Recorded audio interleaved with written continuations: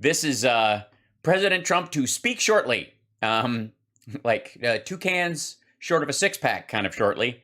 And this, I have to say, gone are the days of this was the biggest crowd ever and enormous rallies in stadiums to the same stadium with half the people into it, to the ever shrinking 3,000, 5,000 people things where he's like, turn the camera around. And when they turn the camera around, you see an empty parking lot. Now we're just at small convention centers. Now he's just paying to traipse around like any post-presidency politician, even a cabinet member who goes and speaks at stuff like this just to draw attention. He just gets to, I guess, because he was the former president, that he could force them to have this thing up behind him, which I gotta say, you know, it reminds me of that joke Bobcat Goldthwait had about Oliver North during Iran-Contra showing up in his military uniform when he'd been dishonorably discharged. And, you know, he goes, I've been fired from lots of jobs. You don't see me showing up to here in my Burger King outfit, do you?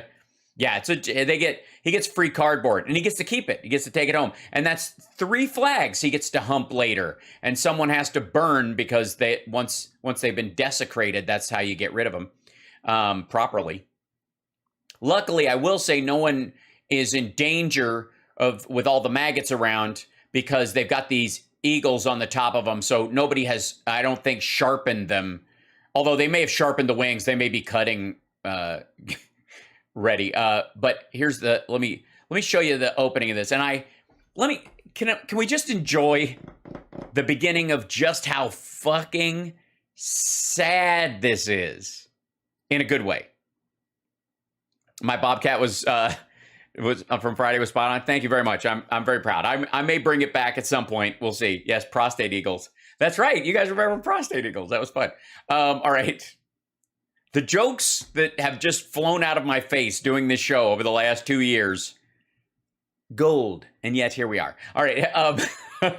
Thanks. Settle in. Enjoy yourself. Get ready. Oh, man. People don't even want to look at these whole things because they think, oh, what if he says something that's true and I have to believe it? Don't worry about it. It's hilarious. Fear not. Here we go. And the opening of this. Hold on. Let's back this thing up.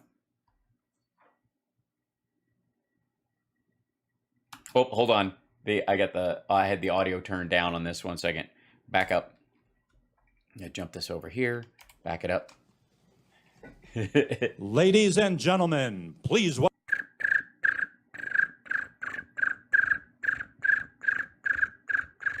welcome the Seriously, that is the driest room I've ever heard this happen in. 45th President of the United States of America, Donald J. Trump. Oh, come on. I gotta have like a mute button added to my thing because he's gonna play that stupid song even when he walks out. Okay, understand they play just a portion of the song.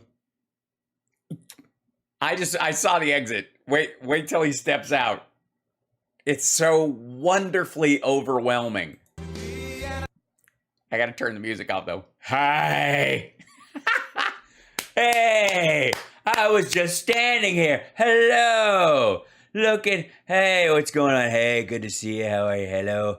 Nice to see you. Hey, about that guy. Hey, what are you doing here? You doing all right? Good, you think? Okay. Hello. You don't have to kiss me. Okay, who are you again? I don't care. All right, anyways, and the song continues. What a group. What a great crowd. What a group we have up here. Bunch of real winners. That's what we need. That's what our country needs. They're not. I guess the contract that they have with Lee Greenwood is stronger than the contract they have with Trump. Hold on.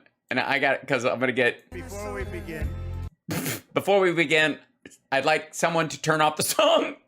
I'd like to express my I'm gonna get a copyright strike. What the fuck is going on? condolences to the family of a great man, Shinzo Abe. Really? They're playing this over his condolence to Shinzo Abe's family. Amazing. He was an amazing leader. He was amazing. He was an amazing leader. Not amazing enough for us to me to notice that the music is still fucking playing in the hall. I know him well. You're a good negotiator. We could use a negotiator like that in our country. The creator of Abenomics. That's not working out that way. Yes, because he has been murdered. Oh, God. Tremendous moral courage and a fantastic person. Prime Minister Abe was Okay, this is just embarrassing. an ally and an incredible patriot. He was a tireless champion for peace and for freedom. There we go. Jesus Christ, somebody finally... And for the priceless bond between the United States and Japan, and his assassination is not only a grievous atrocity, it's a devastating loss for the entire world. There's that coat jaw lie. We'll miss him greatly. And based on this Wait a minute, is he out of breath from walking across the stage?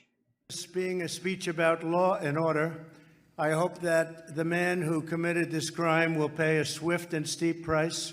A swift and steep price, yes, and plus interest. For the greatness he has taken from our planet. Thank you very much, and thank you all for being here. Thank you. I'd just like to say that this person should be, probably should be shot with a homemade gun by members of Abe's family. Thanks very much. Please hold your applause for my calling out for the swift murder of the person. What the fuck? We very much appreciate it. Okay, got through that part. Sorta. Song played. Halfway through my eulogy. Again, I would like you to enjoy this fact. That is the return face, the freeze frame you will see repeatedly from Trump, the man who knows he lost, continues to know he lost, and the more he hears about Biden's successes, or even the fact that he hears about Biden's like poll numbers at times when they're shaky, that still pisses him off because he knows he lost to that guy. TYT. Oh, yeah. TYT is literally attacking Democrats. Like the title of today's live stream on their channel is, it's like before it was just like little mini, anti-Democrat shorts and the occasional video. Now the whole show today was just named after it. Fucking hell. Together, He doesn't seem excited to be in a little conference room giving a little speech. He just, I don't know, the magic is gone. The thrill is gone. we are going to restore law and order in America. You're going to restore it, yeah. That's what this is about today. That's what it's about today. I'm doing a speech about law and order because... I especially want to thank the distinguished guests who participated in the panel today. Former Nevada. What the fuck is happening? That's what this is about today. I especially want to thank the distinguished guests who participated in the panel today. Former Nevada He's deflating. Attorney General, friend of mine, and your next Senator, Adam Laxalt. Adam.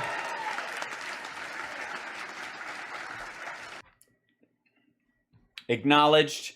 Your campaign owes me a check. I said it, I pronounced it correctly, and I pointed at you so these assholes know who you are. Save America. Spell it right on the check. Clark County Sheriff and your next governor. This man is going to be a good governor. He's tough as hell. Joe Lombardo.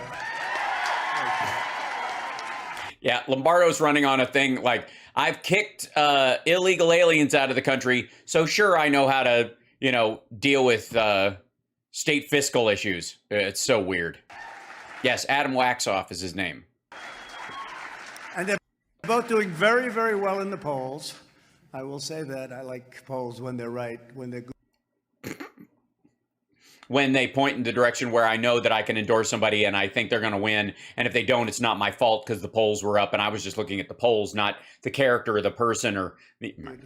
When they're bad, we don't talk about them. My friend. How's everybody supposed to shit on Biden for his polls when you say that? He's a friend and he's an incredible person. Former ICE Director Tom Homan. Yeah, they just watched a whole panel. Those people were all introduced. I mean, this is filler. He has to do a 45-minute speech. It's 2 minutes. Look at the number, 47:47. It's 2 minutes of the Lee Greenwood song and a 45-minute speech for him to get paid to be there. Guaranteed. And he's filling it with cantaloupe by introducing people who are already up there. We could use a little of Tom on our border right now, I will tell you that. There's never been anything like it. No third world country has ever had a border like we have right now. No, that's true. They haven't had a functioning border. Most third world countries don't. We went from the best border we've ever had to the worst border we've ever had. I blame the wall. President. Yeah, shouldn't have built the wall because it was fine during the Obama years. I don't know what the fuck happened. Of the Las Vegas Police Protective Association, Steve Grammis. Thank you, Steve. And Director of Corrections for the Las Vegas Police Protective Association, Myron Ham. Thank you very much. Thank you, Myron. Thank you. It's true. It's good. It's true. You are. We're also pleased to be joined by so many incredible people, and we're going to go through them, and we'll go through them a little bit rather rapidly. It's filler, man. I'm sorry. You're right, Josh. It's a slat fence. My bad. It's not a wall. That's why it's failing miserably. Because it's not really a wall. It's a slat fence. Before it was just shitty chain link fence, and it worked just fine. I don't know what the fuck happened. Because there are a lot of you out there. There's an incredible group of talent. But a person who's doing really well, Republican nominee for Lieutenant Governor. Oh, get on. You're doing well. For Attorney General. Okay. Michelle, where is she? Andy. Thank you. Non-controversial radio star. He's great. Every time I say something on that show, I get myself in trouble, but he is with us. He's a fantastic guy. Wayne Allen Root. He's been my friend for a long time. I don't know where he is. I don't know what he looks like. Kevin Hall. Where's Kevin? Hi, Kevin. Kevin Hall.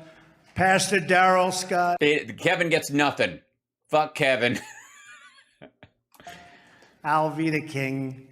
Ambassador Jeffrey Gunter. And two very good friends of mine, special people, Mr. and Mrs. Phil Ruffin. He owns this hotel. Phil. Oh, you mean the functioning hotel that actually makes money, unlike the one you just had to sell in D.C.? Maybe you could have. No. Great poker player. Don't play poker against Phil Ruffin. A lot of people have learned that lesson a long time ago. They came to me. Please let there be video of Donald Trump playing poker at any time in his fucking life. I don't believe it.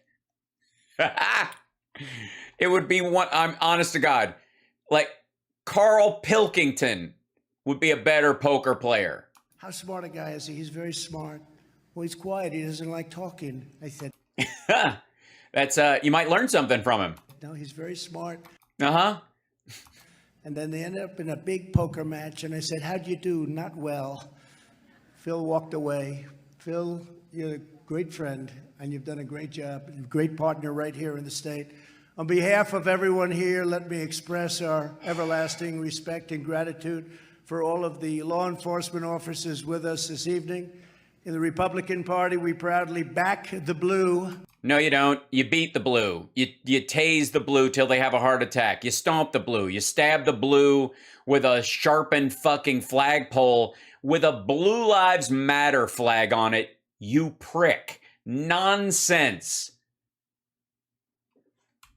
What we must do to stop the deadly wave of lawlessness and okay. How are we gonna? We're gonna stop fund what? The police, and that will never ever change. No, it will never. What were you saying? By the way, is just me, or is that grown in size? I mean, I don't know when bullfrog mating season is, but that seems distinct. We're gathered tonight to discuss what we must do to stop the deadly wave of lawlessness. Yeah, we have to stop the deadly wave of lawlessness. I don't know how we're going to do it. Well, first of all, we're going to need someone with the best words. And chaos that has been Sorry. and that will never ever change. So what was that We're again? gathered tonight to discuss what we must do to stop the deadly wave of lawlessness and chaos that has been sweeping across our land like Of clover floss? What was he saying? The deadly wave of flawlessness? we've never seen before. The rule of law has been collapsing before our very eyes. Well, I mean, with people like Steve Bannon and assholes like that, not showing up for subpoenas. Is that what you mean? Under the weak on crime policies of the Biden administration, the You mean the guys who gave $42 million to help fund local police officers? Pelosi Schumer Congress, radical left Democrats at the state and local level, and frankly, everybody else. Yeah. Fuck you, America. This is your fault. And frankly, everybody else. What? This is like when Mike Pillow was saying, like, there's enough evidence from the last election to put every American in jail. What? What did I do? The fuck was what? What did all right, chat room, what did you do? What was it? And frankly, everyone else. Yeah, who is this frankly person? What a fuck up Frank is. You're all poo-poo hits. You're taking the fifth. Nomad, according to this asshole, only guilty people take the fifth. The Biden administration, Listen to that shit again. The Pelosi Schumer Congress, radical left Democrats at the state and local level, and frankly, everybody else.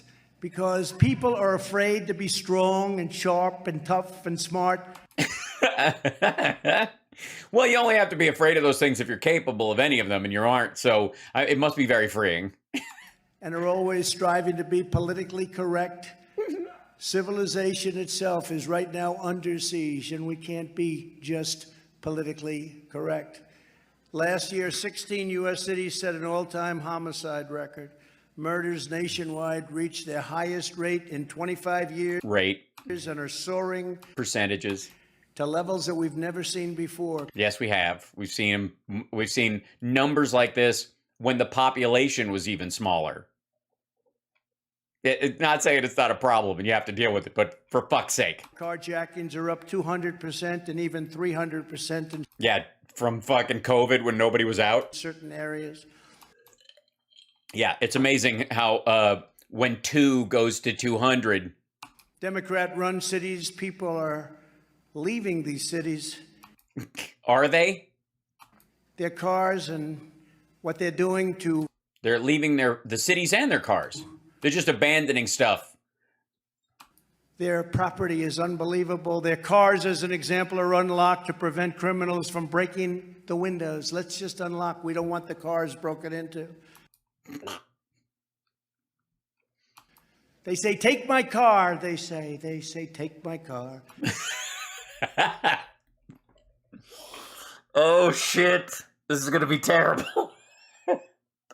They say, take my car. They say, darling, I want to take the car tonight, but someone's already taken it, darling. Unlock to prevent What the criminals fuck? from breaking the windows. Let's just unlock. We don't want the cars broken into. They say, take my car, they say, take my car. And hopefully it'll be returned to me undamaged. How about that? Is that a good way to live? Organized mobs No, no one lives like that. What the fuck are you talking about? are pillaging small businesses. Chicago is a war zone. No, it isn't. 10 people were killed, and you know, this has been at the top of the headlines. It's terrible. And at least 62 were badly wounded at the 4th of July celebration this week. Yeah, we all noticed that number is down from previous years. And even in swanky Beverly Hills, California, armed criminals are stalking their victims' home to rob people at gunpoint as these same victims leave the trunks of their cars up so that people looking to steal their spare tires in the back won't damage the car while they're breaking into it. Can you believe? Get the what? Nobody's leaving their trunk open. Like some random asshole thinks that's the solution. So that's what people in, like, if you drive down Beverly Hills, everybody, even when they're driving, the fucking trunk is open. Get the fuck out of here. That's not because people are worried about them scratching the paint job to steal the spare tire. That's because they're all kidnappers and their victims have escaped because of the new technology that allows you to quick release from inside the trunk if you're trapped. Believe it? They leave their trunks open. No, they don't. Is that any way to live? This is in Beverly Hills. Again, where? What? I was just there.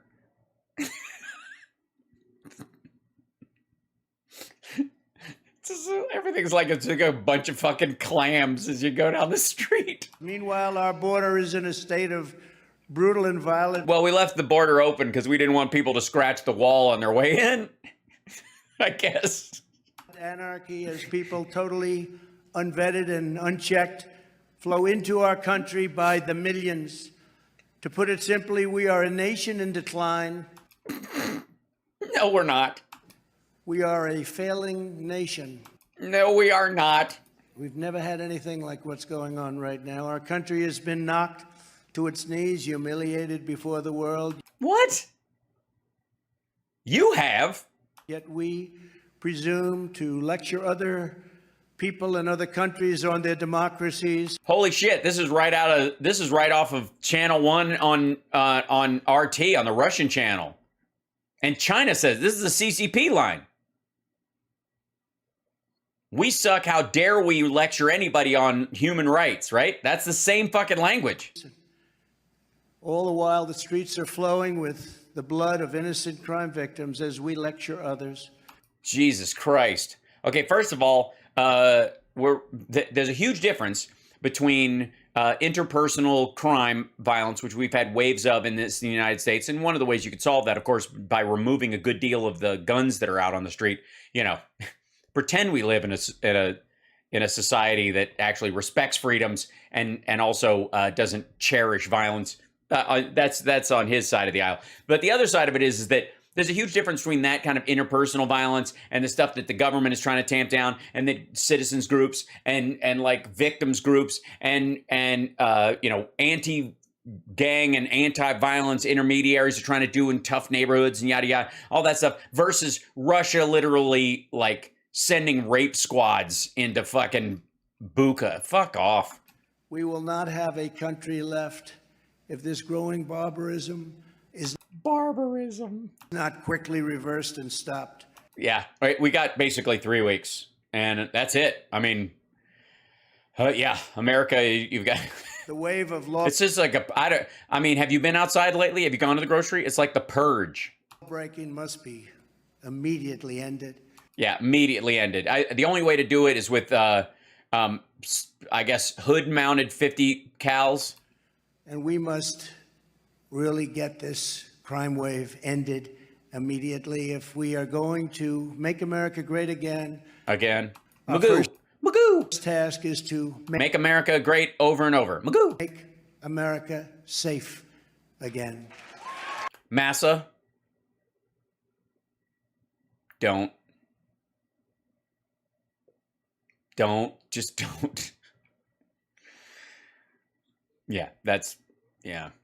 Fuck me. Jesus Christ.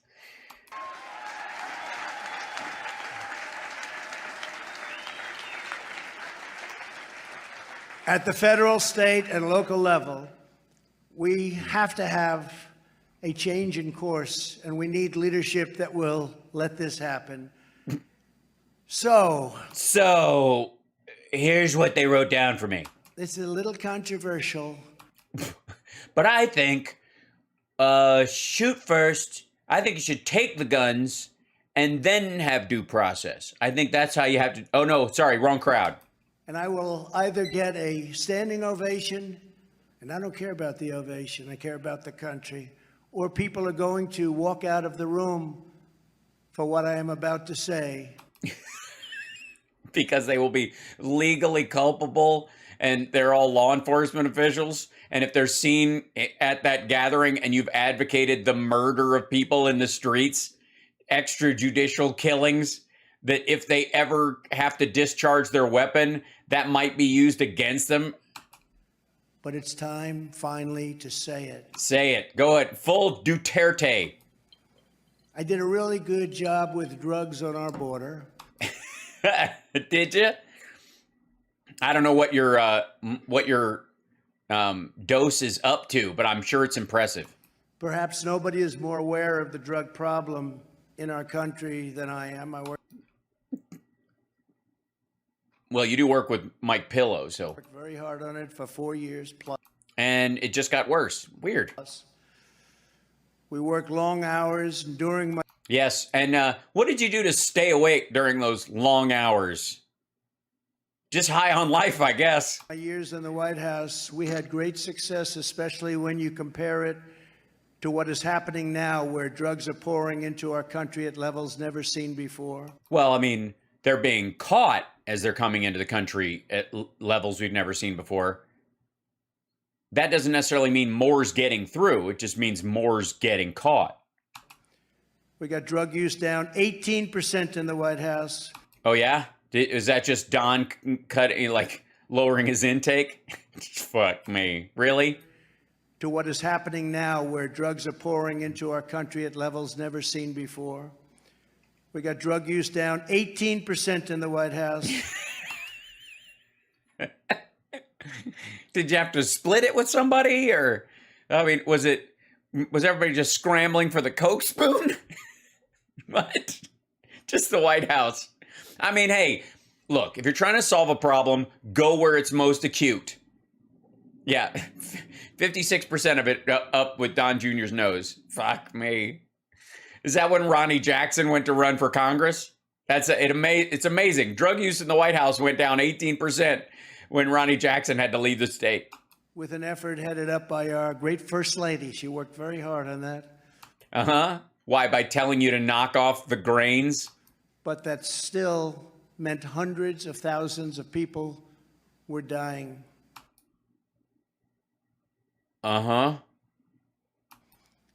By the way, if it goes up 35% and then it comes down 18% of that 35%, yeah. The drug problem. Each drug dealer on average is responsible for the death or the destruction of 500 lives. Each drug dealer. I mean, it's going to depend on what drug they're selling. And a lot of them, especially, you know, the ones that get killed early, I think they're only going to get half credit on their time card. At least 200,000 people a year are dying from these drugs. That's an invasion. It's an invasion. Same as bullets. No, it's not the same as bullets. That would be 200,000 suicides a year, stupid. Same as bombs. No, not the same as bombs. You cannot interrupt in between a bomb going off and it destroying someone. You can't send someone to rehab 3 times. You can't give them a couple extra chances. You can't allow them to get back on their feet or provide them with services. It's not, oh, fuck's sake. Especially fentanyl, a disaster that I greatly slowed down through dealing with President Xi of China. Huh. Did you now? Had long conversations. I said, you got to stop it. Yeah, is that it? That was the long conversation. I mean, Cliff Notes. And he did. Apparently not. But now it's coming in at levels that we haven't seen before. Huh. Fentanyl. I've studied all aspects. We've had Blu-ray. Yes, some of it, honestly, I didn't feel anything. I think it was cut with some bullshit. And then some of it's like fucking amazing. I've studied all aspects. There have been committees headed up by dilettantes, society people, and others that are far more interested in seeing their name in the newspapers than in stopping the massive inflow of drugs.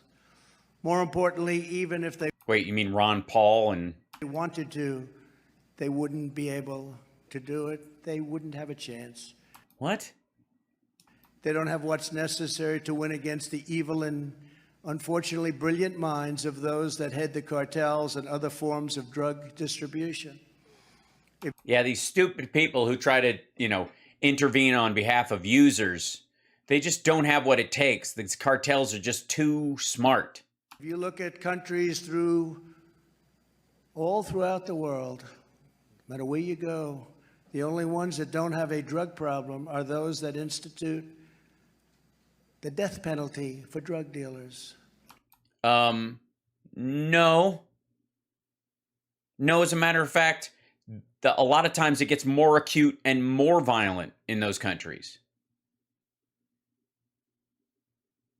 I mean, like a lot of the Nordic countries have come up with other solutions for it. They don't have the same kind of problem we do, for example. They're the only ones. They're the only ones. You gotta just shoot people. That's the problem with drugs is our judicial system. They don't have any problem.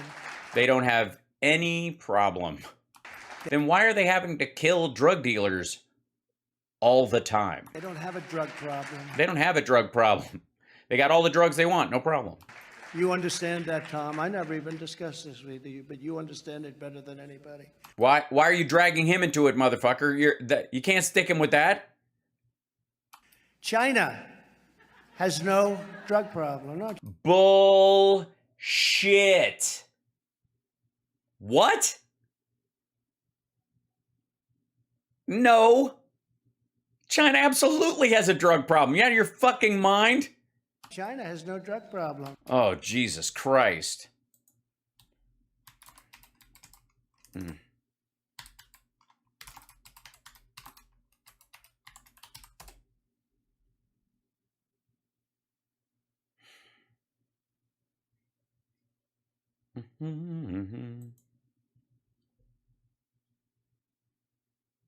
This is, let me try to find something. Here you go. China faces a growing problem of illicit drug use. Drug addiction is considered a personal failure and addicts are highly stigmatized. Drug addiction does not receive much public sympathy or priority in government funding. The number of officially registered drug addicts totals about 2.5 million, have increased every year since the government's first annual drug enforcement report in 1998. In recent years, synthetic drugs such as crystal meth and ketamine have become more popular than heroin, which was previously dominant.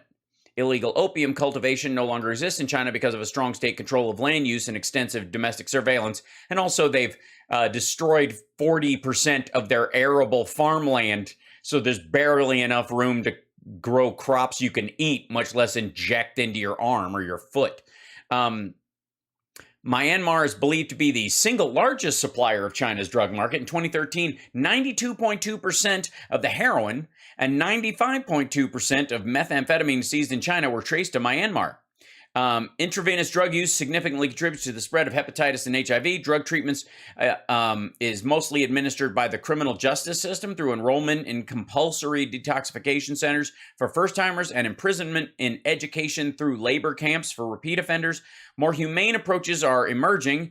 Methadone maintenance therapy, MMT clinics, have been increasing rapidly across the country, and needle exchange programs are being used to prevent the spread of HIV. The cost of delivering treatment is a key factor in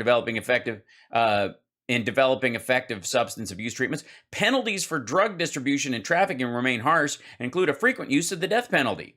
Not, frequent, not ubiquitous, but sure. Using an extensive network of informants, interdiction efforts focus on major drug trafficking organization. Policy recommendations. China should accelerate its experiment with the decriminalization of substance abuse and apply a public health approach in the treatment. This is the Brookings Institute telling their attitudes about this. Let's go to news.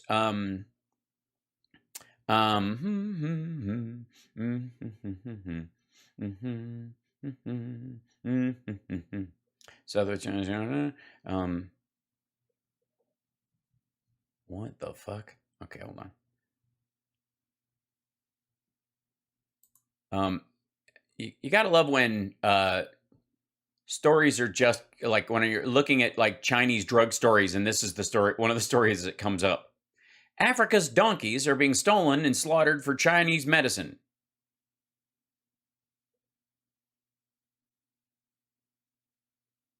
Okay, but in all fairness, every one of these asses was dealing drugs. because they have what's called quick trial. Quick trial.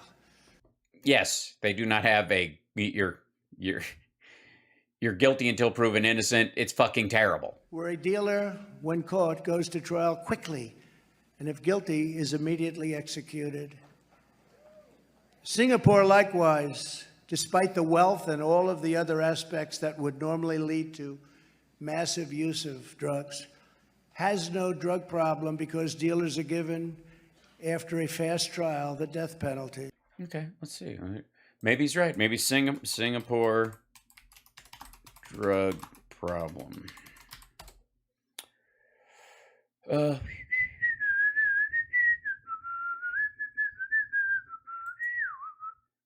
This is from 2019, so this is a little older. Despite tough drug penalties, drug abuse in Singapore is still on the what's that word? Despite strict drug laws and strong deterrent efforts from the authorities, drug abuse in Singapore continues to be a problem. You might have seen articles online or watched videos on YouTube pertaining to Central Narcotics Bureau's most recent drug raids. The organization had conducted a 5-day island-wide drug raid, raiding suspected drug traffickers' flats and netted drugs that had a street value of hundreds of thousands of dollars. The Central Narcotics Bureau was established in 1971. It's Singapore's main drug enforcement agency and is a separate entity from the Singapore Police Force. CNB has the responsibility of coordinating drug eradication activities in the country. A committee to improve the drug situation in Singapore was set up in 1994 to look at the local drug situation. The committee developed an integrated approach to deal with the drug problems there. Persisting problem, drug abuse, and trafficking in Singapore. Unfortunately, CNB's latest figures show that the number of new drug abusers remains high. Although there's an overall improvement in Singapore's drug situation, there is still a record high number of drug abusers. Individuals who are aged between 20 and 29 continue to form the largest group of drug abusers in Singapore. In 2016, the number of drug abusers who were arrested by the CNB was 3,265. A year later, that number dropped to less than 3,100. It is important to note that approximately 40% of them were made up of new abusers. Out of the 1,249 new abusers arrested, nearly 70% had not exceeded the age of 30. In 2017, there was a 4% decrease in arrests pertaining to repeat abusers. The figures are as follows: 1,917 repeated abusers in 2016 and 1,840 repeated abusers in 2017. In the case of new abusers, about 1,348 individuals were arrested in 2016 and 1,249 were arrested in 2017. That's a 7% decrease within a year. Of course, fentanyl is killing a lot of people. Let's see. Here's according to the Section Act, an individual is presumed to be trafficking drugs if they're caught with 25 grams of meth, 100 grams of opium, 15 grams of cannabis, 10 grams of hashish, 10 grams of MDMA, 3 grams of morphine, 3 grams of cocaine, 2 grams of heroin. Next, there's Schedule 2, 1,200 grams of opium or more, 500 grams of cannabis, 250 of meth, 200 grams of hashish. Okay, that's a Schedule 2. What are the most commonly abused drugs in Singapore? Cannabis, heroin, and meth. Approximately 98% of arrested drug abusers have used at least one of these 3 drugs. In 2017, 204 cannabis users, 847 heroin abusers, and 1,989 meth abusers were arrested. CNB found that the new abusers displayed... Okay, what were the most notable drug arrests? Shamugam Sam Morugusi, we'll figure it out later. A kilo of marijuana was found in his luggage in 2003 prior to his conviction and execution in 2005. That's not so quick, though. He was arrested in 2003 and he was convicted and executed in 2005. He maintained a clean record and even served an 8-year term in the Singapore Armed Forces. Nguyen Tuong Van, the Australian citizen, was arrested in 2002 for trafficking heroin. He committed the crime so that he could help pay his twin brother's debts. He was caught while in the transit between Melbourne and Ho Chi Minh City. The total haul was approximately 26 times the minimum necessary. He was sentenced to death in 2005 after he was arrested in 2002. The case of Johannes Van Dam. The Dutch national was arrested in 1991 for possessing 9.5 pounds of heroin in his suitcase. Van Dam was caught while in transit at Changi International Airport. He claimed that he was carrying the drug for a Nigerian friend. That's not nice. Additionally, he had zero knowledge of the contents of the suitcase. Also, the Queen Beatrix of the Netherlands and the Dutch foreign minister appealed against the judgment. Authorities in Singapore proceeded to execute Johannes van Dam in 1994. He was arrested in 91. So it takes about 4 years. Quick trials. The good old quick trials. Many years ago, China became a drug-ridden country. Did it? It was weak, lethargic, and large sections were easily taken over by other countries. And yes, and America came in and helped them. I would,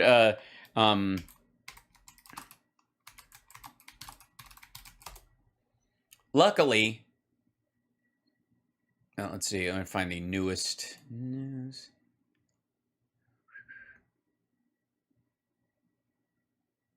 Find one that isn't Hong Kong. They were weak. They were lethargic. And they turned it all around.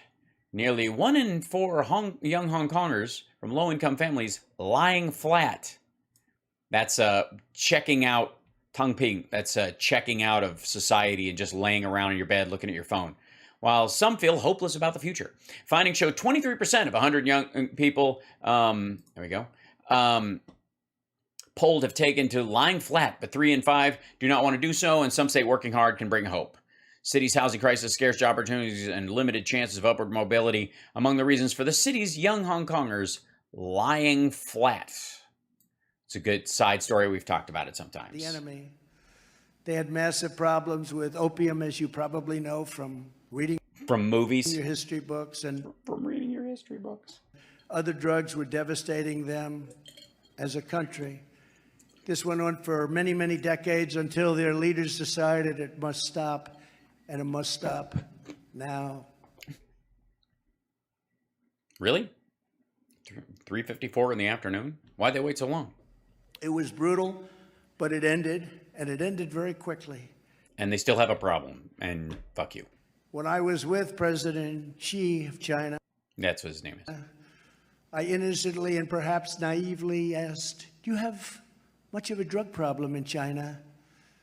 And I naively and innocently perhaps believed him when he told me no. And he looked at me and said, "No. Why would you ask?" He didn't say this, but I'm saying what he was thinking.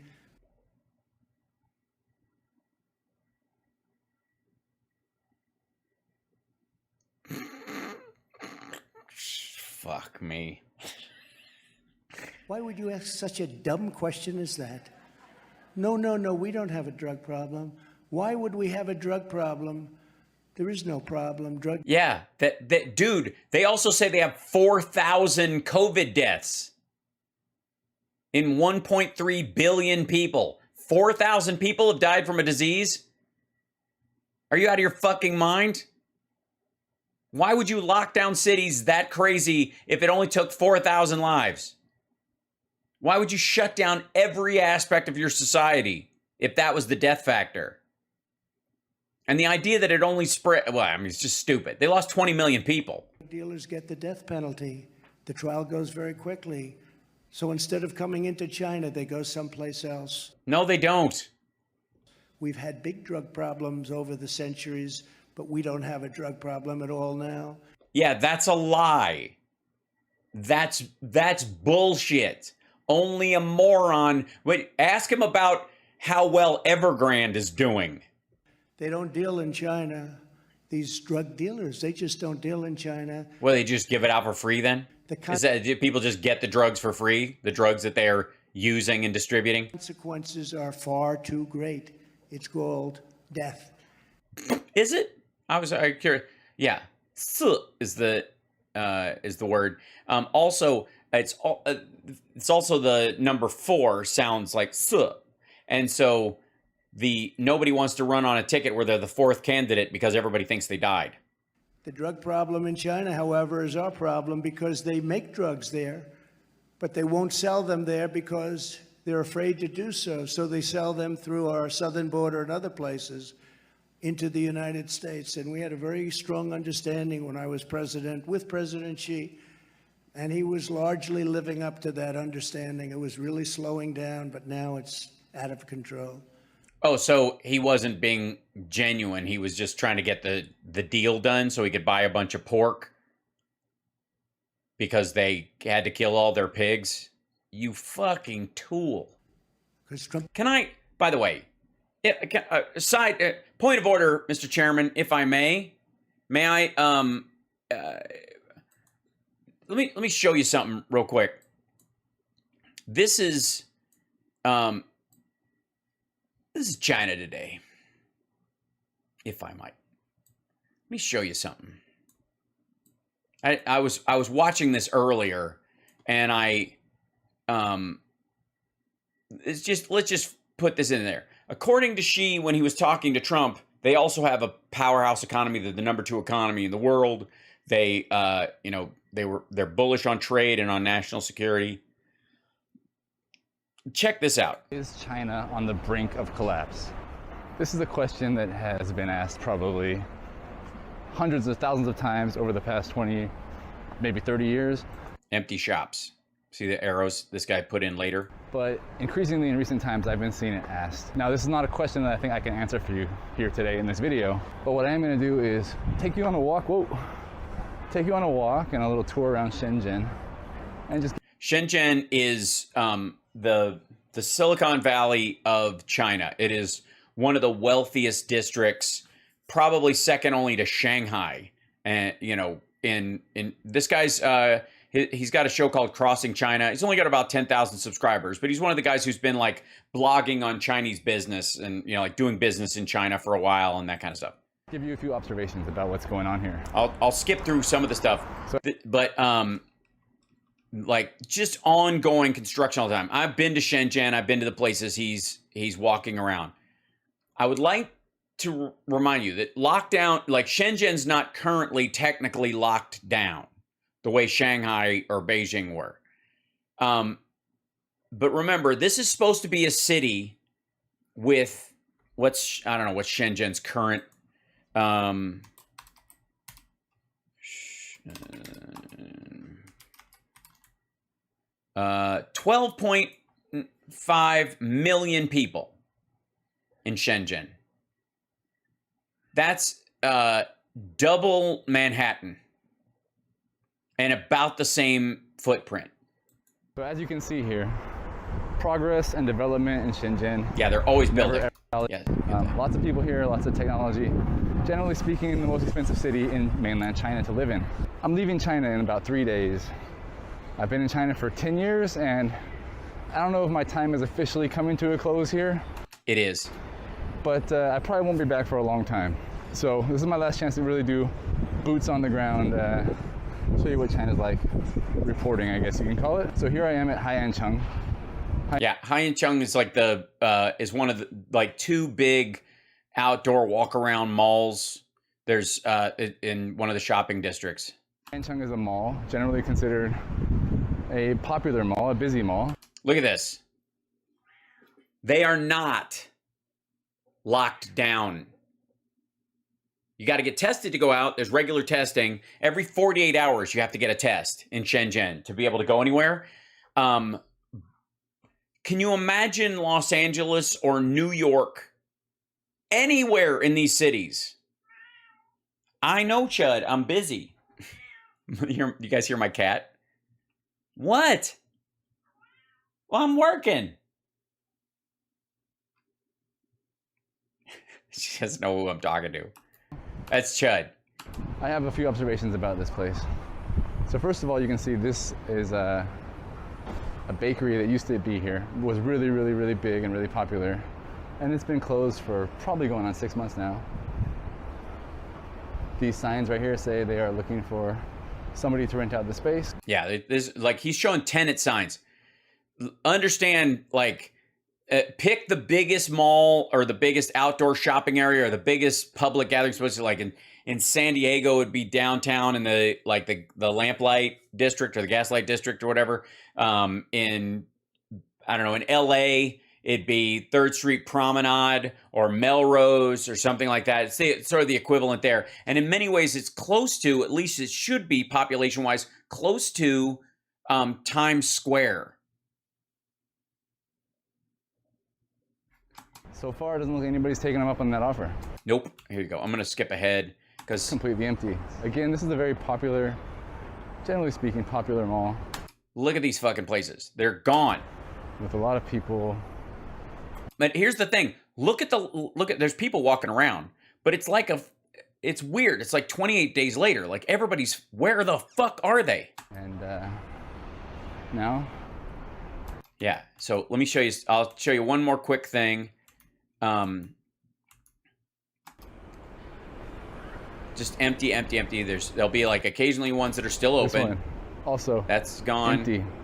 Like a lot of them shut down and they just disappear. He goes in and at one point, where is it? Yeah, he goes to this other area which should be full of stuff. There's like 8 people. This reminds me of Chinatown in LA, in that the shops generally are mostly empty, but every third one has about 6 people in it. Very busy. A lot of people there. Yeah, a lot of people. In a city of 12 million people, that shop has 6 fucking people in it. Yeah, it's a mall. It's Dawn of the Dead, right? It's so weird.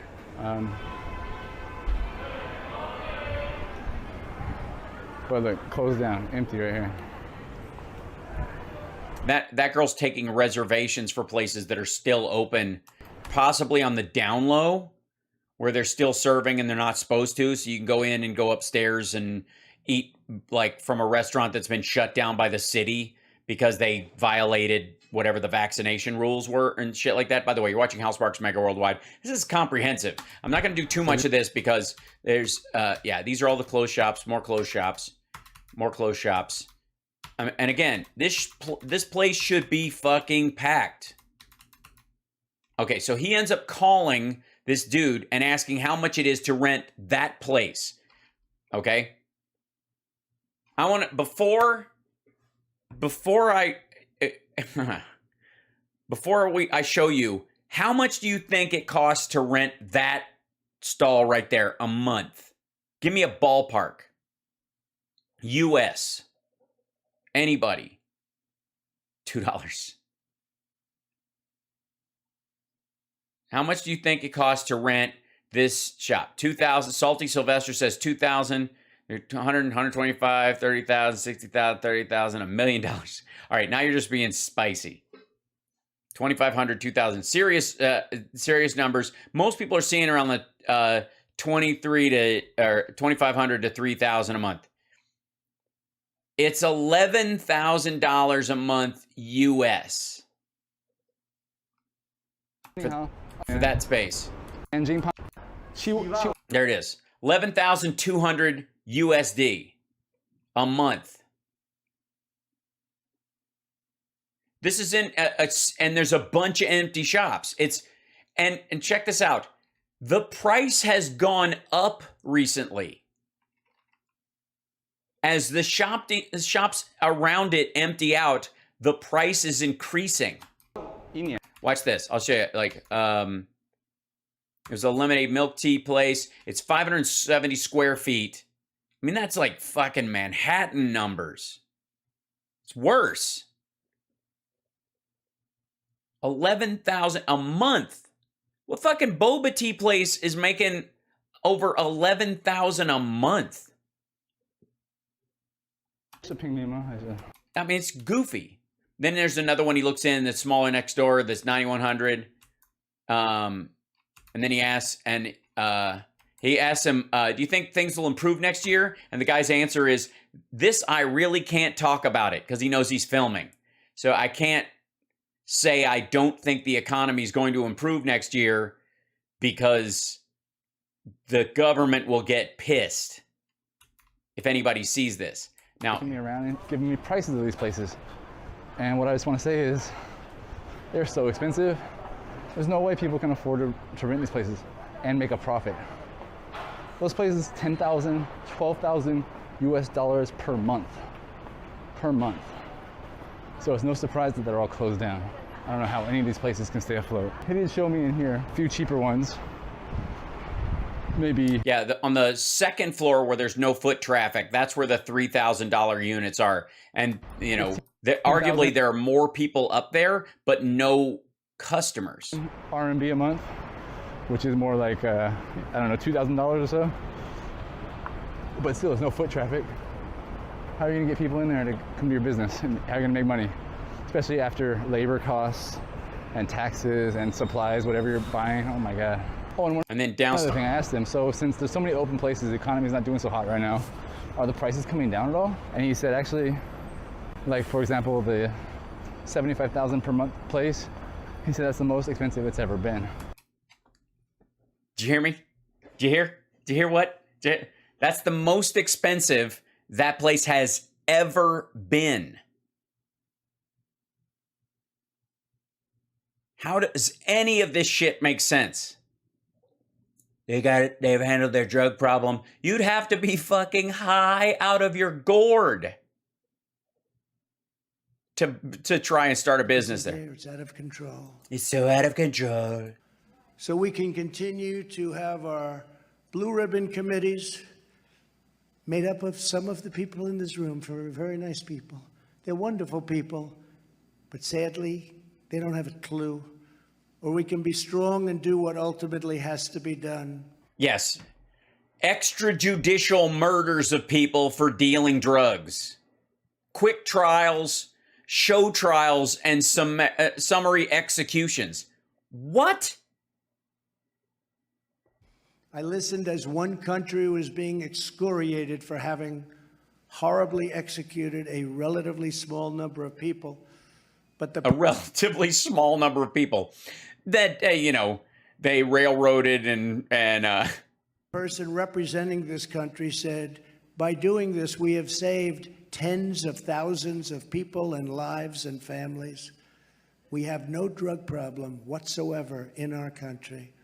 All right. Well, then I guess you don't have to do any other drug abatement stuff at all.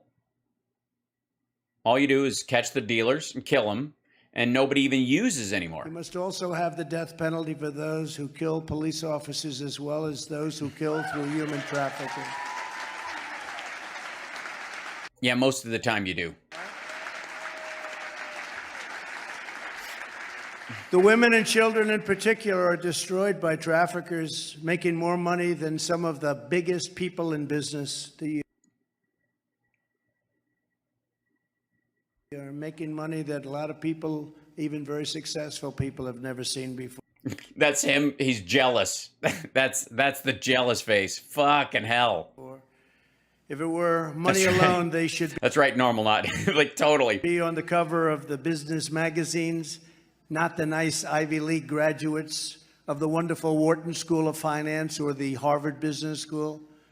So we can be What do you mean, you and Ted Cruz? Streetwise, tough and smart, and end our problem, or we can be politically correct, weak, and frankly, extremely stupid, which is probably... And maintain our rule of law and our judicial system is what that sets us apart from the worst regimes on the fucking planet.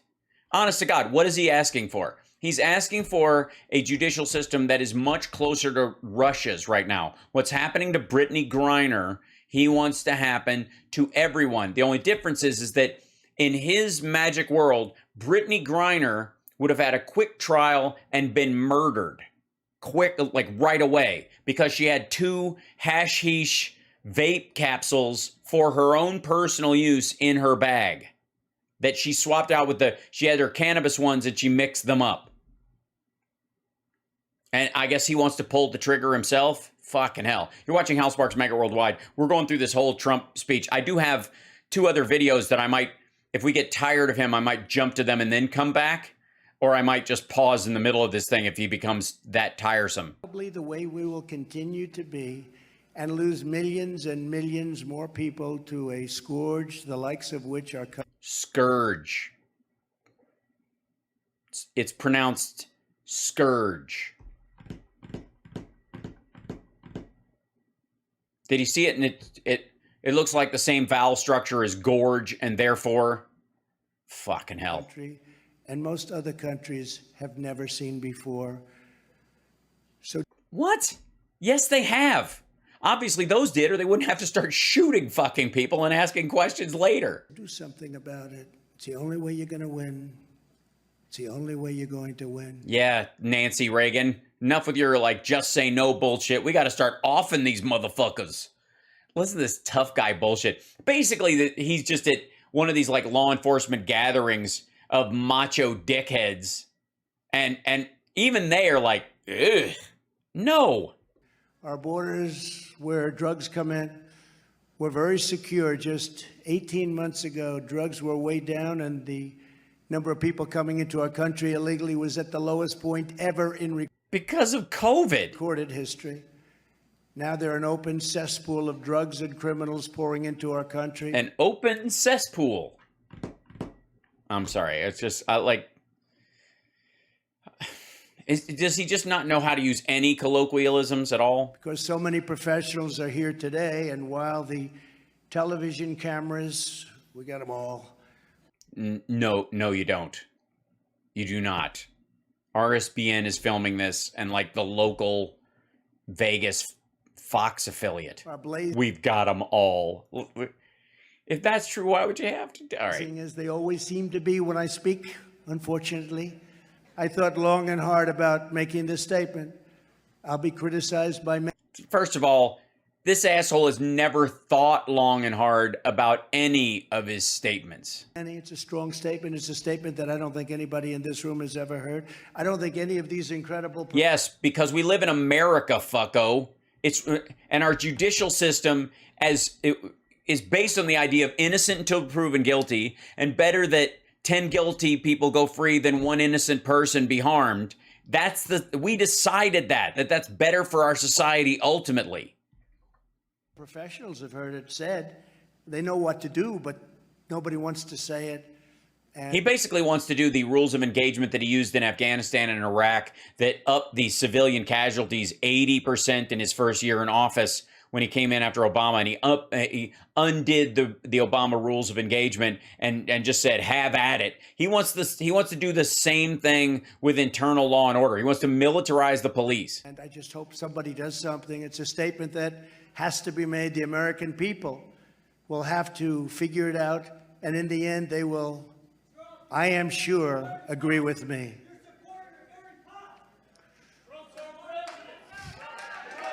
Like, Trump's our president. You support cops. I mean, not the Capitol Police.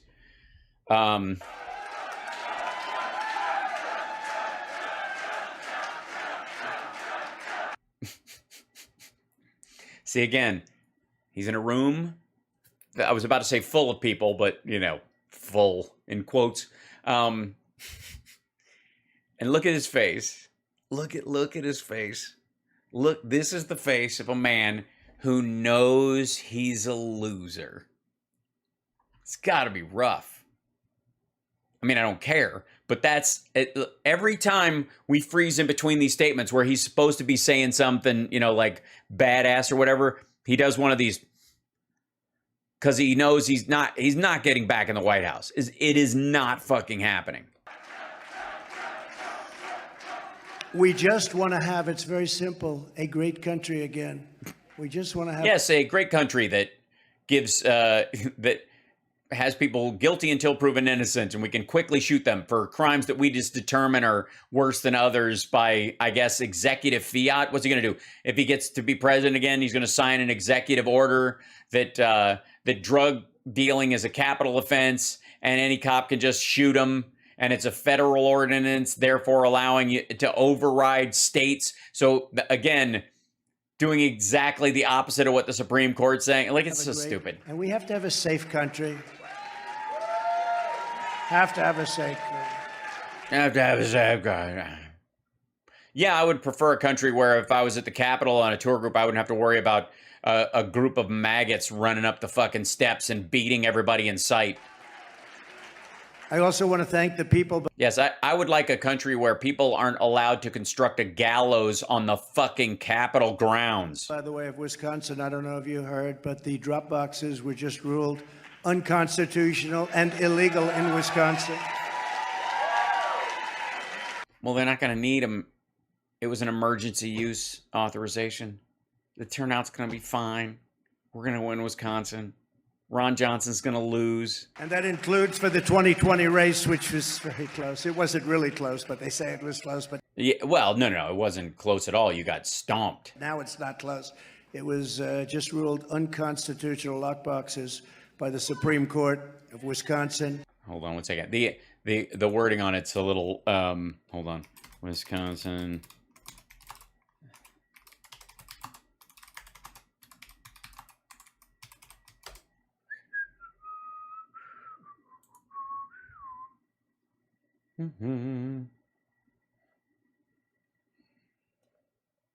Now, this is a great example. This is NPR. Look at the title of this article. The Wisconsin Supreme Court says ballot drop boxes aren't allowed in the state. Okay? July 8th, almost 3 o'clock. Barbara Sprunt.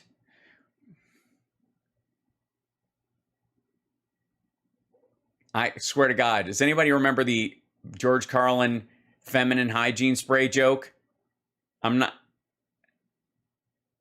Right? I'm not. That's the word. All right.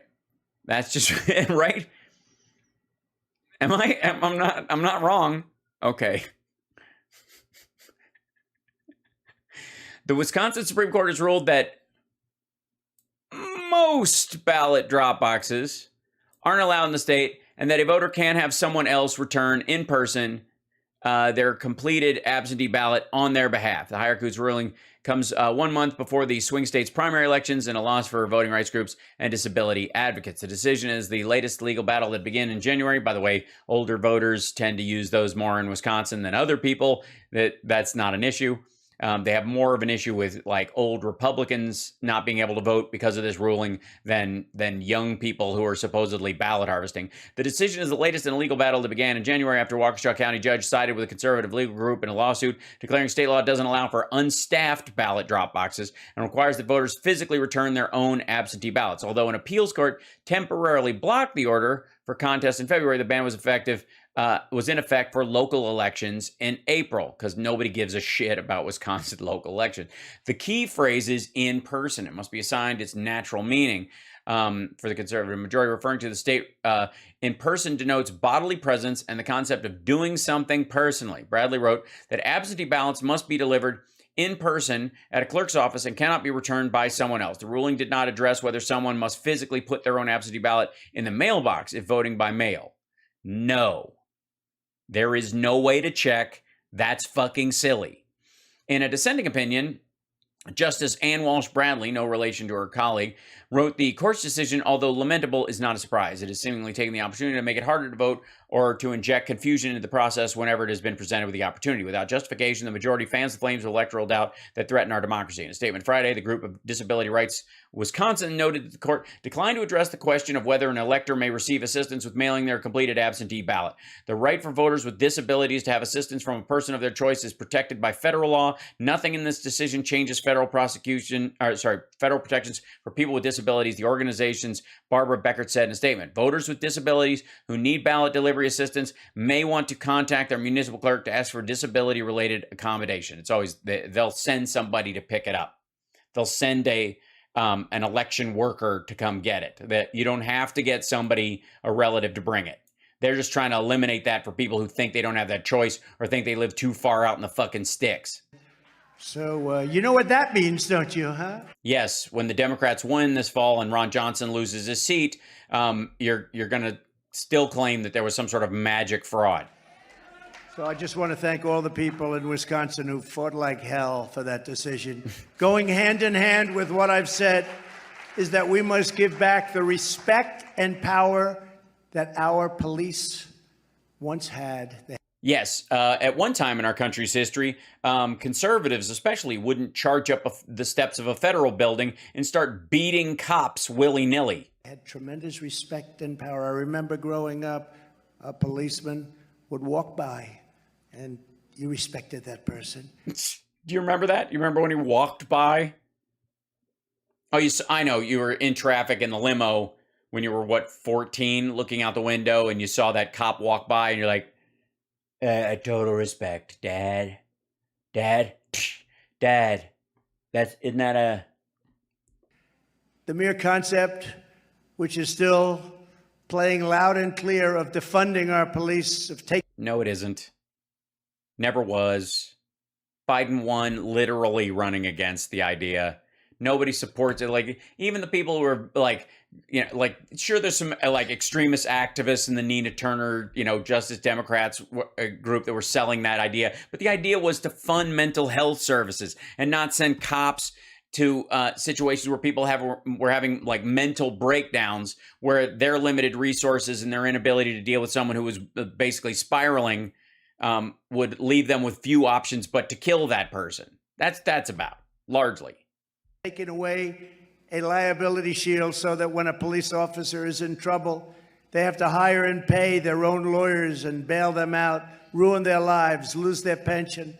No, they don't. You still have the policemen's organizations can still provide insurance. Has to go, and it has to go immediately. I watched a major city as water bombs were thrown into the faces of policemen. Water bombs? Water bombs? And they stood there and didn't do anything. They didn't do anything? Somebody hit them with a water balloon and they didn't cap the motherfucker? What the hell kind of wussy cops are these? Get hit by a water balloon? What? I mean, racketa, racketa, racketa. That's when you just go, oh, shit is on. And then you just whip it out, both guns ablazing, and start singing drill rap. What? Water bombs? They were afraid to Seriously, do anything. Bertie. They were afraid to do anything.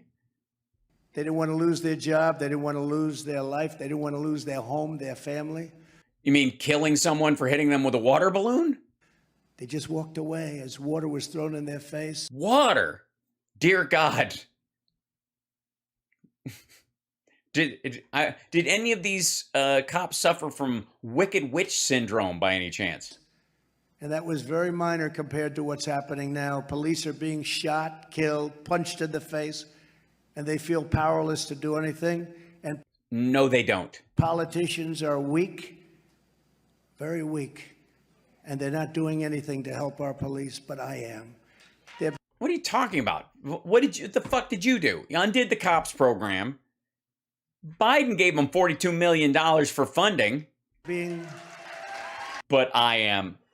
Look, Biden may have actually, as president, funded local police to be able to fire bad cops and hire better ones and train people better and get more resources so the cops aren't up against the wall when they confront a dangerous criminal and have fewer options. But, I mean, that doesn't count. I'm here tonight in a room full of Trump-leaning maggots posturing like a macho asshole. I mean, what more could you ask?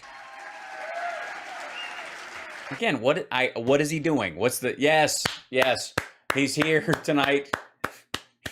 He's here suggesting that we not have fair trials. We speed them up and kill people.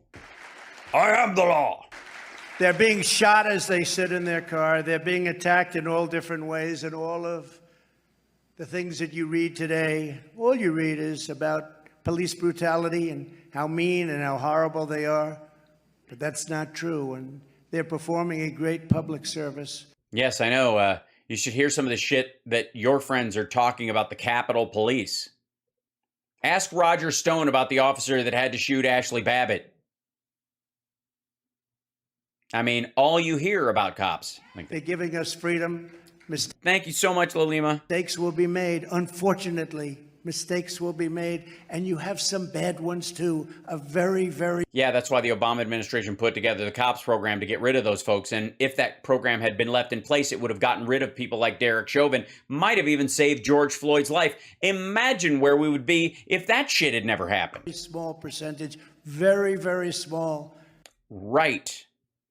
And that's why having a COPS program like Obama put in place would have helped immensely. But our country is a cesspool of crime. We have to give our police back their authority. A cesspool of crime. Their power and their... Yeah, well, I mean, Mississippi, sure. Prestige. Hold on. Let's see. Murders and violent crimes per capita U.S. cities.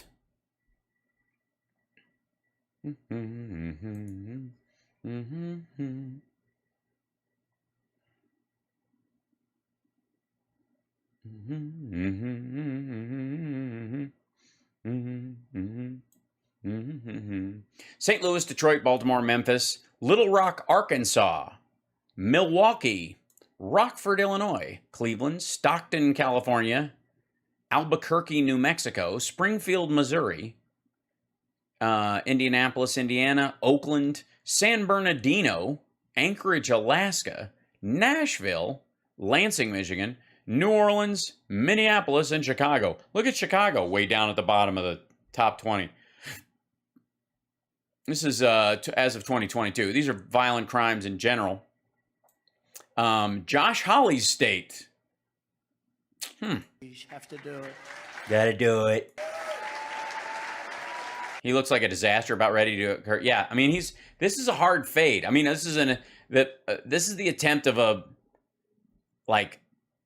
his internal organs to appear macho as a primate in front of other male primates so they don't eat him. And if we don't do that, He's basically like a howler monkey. Like your voice gets louder the weaker and older you get because it scares off the youngins. it will only get worse, and it will get worse rapidly. You mean your nunt? So go ahead and criticize me for telling it like it is. Go ahead. You're not telling us like it is. You're just suggesting we throw our judicial system out the fucking window and be more like Russia. Fuck you. Go ahead and have your fun. Liberal fake news media, if you want to do, just do what you have to do. But we're trying to save a country from actual destruction. Yeah, Russia. I'm trying to help, the United States right now. So that's my priority in a lot of ways. Notice how he doesn't say this country. Isn't that weird? And nobody, save a country. Why can't you say this? Why is that weird?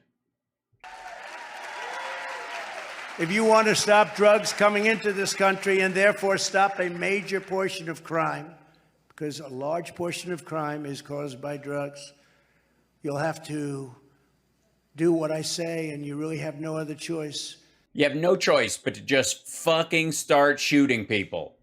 But to do what I'm suggesting you do, and it's got to be done soon. It's got to be done now. Don't wait, because millions of people will die. Just as important. Yes, including lots of innocent people who I guess would have summary trials and be murdered because they were being human trafficked, but they were found with drugs because the human trafficker and the drug trafficker worked out a deal to make them. You just be murdering fucking mules. Importantly, if you want to quell the violence, if you want to end the killing. Get all the guns off the street. Stop ghost guns and don't allow people who are felons to get them. Don't be, if people have a felony conviction, there could be some sort of part of their parole is that you get to check and make sure they don't have any weapons regularly. If you want to No, not that.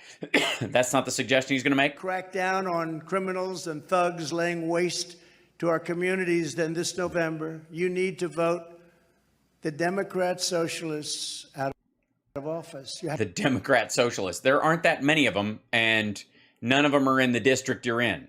to do it. There's like 6. That one dude who's like, "You're our president." Yeah. He's definitely trying to get this crowd more interested. He's looking around. There's a bunch of people sitting there with their arms crossed. And this, look at that. Look how fucking miserable. Just done. Do you think he actually has a fork in him? And we know all about the I have a fork up my ass right now. tremendous So don't feel the need to stick a fork in me. crime and the statistics, which are so bad, happening right here in the state. As you know, Nevada is a cesspool of crime. I saw Goodfellas. I saw Casino. I mean, Robert De Niro said some nasty things about me. It's awful. You need to elect America First Republicans at every level. 2 years ago, the radical Democrats and their allies in the media launched a full-scale assault upon the rule of law and law enforcement itself. They defunded In Nevada?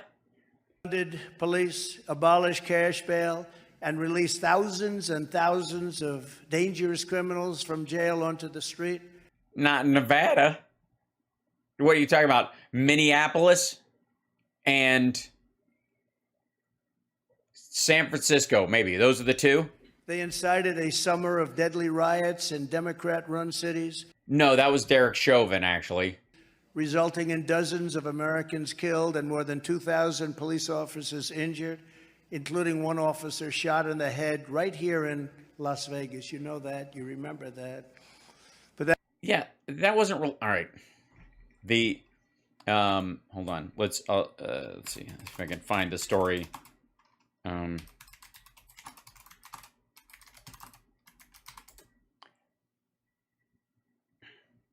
This is, let's see.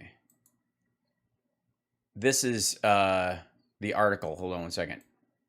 Remember this, by the way, also, when people say that these people rioted and nothing happens to them, or they commit acts of violence, they kill people, blah, blah, blah, and nothing happens. Man pleads guilty in shooting the paralyzed Vegas officer. 21-year-old defendant has pleaded guilty to all charges and faces decades in prison for shooting and critically wounding a police officer during a racial justice protest on the Las Vegas Strip in June of 2020. Edgar Samaniego, charged in the shooting of Shea Michelonis, appears at the Regional Justice Center in Las Vegas on June 3rd. He's 21 and pleaded guilty to all charges. At 21, we already saw that part. Edgar Samaniego admitted in court Tuesday he shot Las Vegas police officer Shea Michelonis, who was paralyzed from the neck down and now breathes with the help of a ventilator. By the way, remember that too.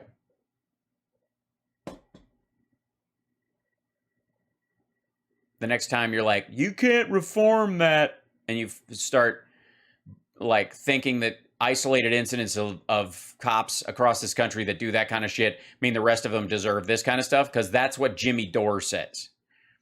That's what got him kicked off of TYT temporarily.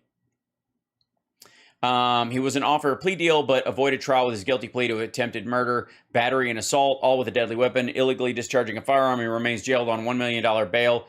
He gets sentenced on the 4th. This is an older story, so this November 10th, 2021. So it took about a year, and he ended up pleading guilty to it. Now, Nevada doesn't have the death penalty, I don't believe. So investigators determined that he had not been participating in protests, but a judge said last June he was seen on police video firing a gun towards police. By the way, again, had not been participating in protests. He took advantage of the chaos of the protest to kill a cop for the hell of it. This is not the responsibility of protesters when somebody like this does this. It is part of the reason, though, why, as a protester, you remain civil in what you're doing, because once shit pops off, the cops are distracted dealing with this kind of stuff, and assholes like this can roll up and snuff people. It's not a responsibility, but an awareness helps. Again, dude wasn't a protester. That wasn't the end of the radical Democrat crime wave. It was just the beginning. Again, he wasn't a Democrat. He wasn't protesting. He wasn't part of the George Floyd protests. He just shot a cop because he was fucking awful. In every city where the far left defunded the police or attacked law enforcement, What cities were those? violent crime has now surged at numbers nobody has ever seen. Well, the percentages, because nobody has ever had crime waves preceded by lockdowns where nobody was out on the street. So it artificially jacks up the number. It's basically the store up of 2 years of stuff. Catastrophically. In Washington, D.C. Hold on. Let's see. National. Right. You wanna...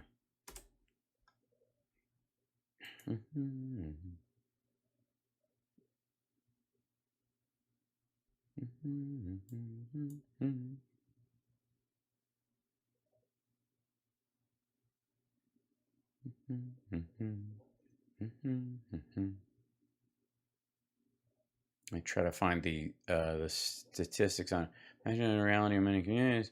There just seems to be like a lot of repeat of that one. Hold on. Murder rates. Country. 2022.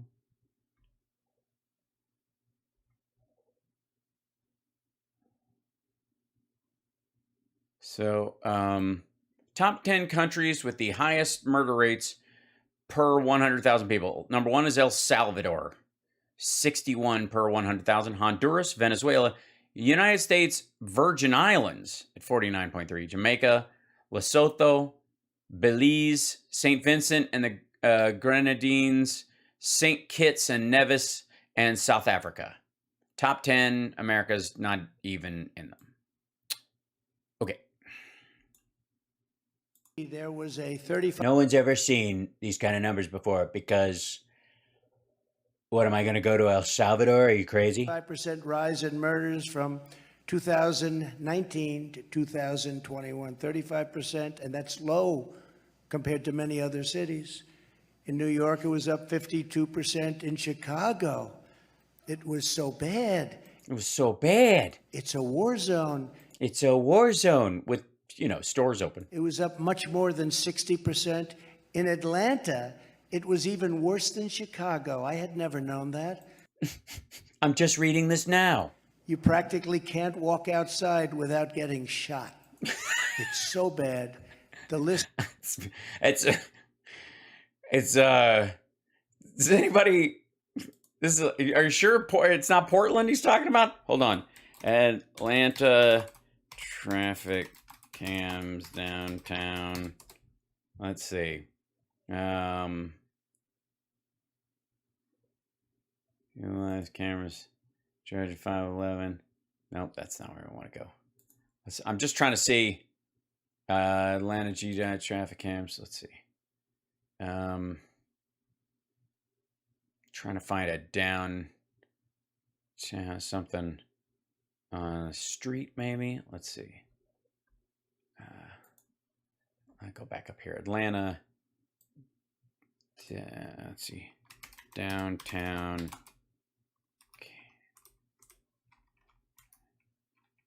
Cams. Give me 1 second. Welcome to Earth Cam. Welcome to Centennial Park Cam, Atlanta, Georgia. Hold on. I gotta wait for the ad to play out, and then I'm going to show you. Prepare yourself. I don't know if you're ready for this kind of devastation. We're going to see Atlanta in a couple seconds, and brace yourselves. It's the carnage. It's kind of brutal. This is Centennial Olympic Park. It's a I'm sorry, it's so frightening. It's live right now. The bodies have been laying there so long they're covered in moss.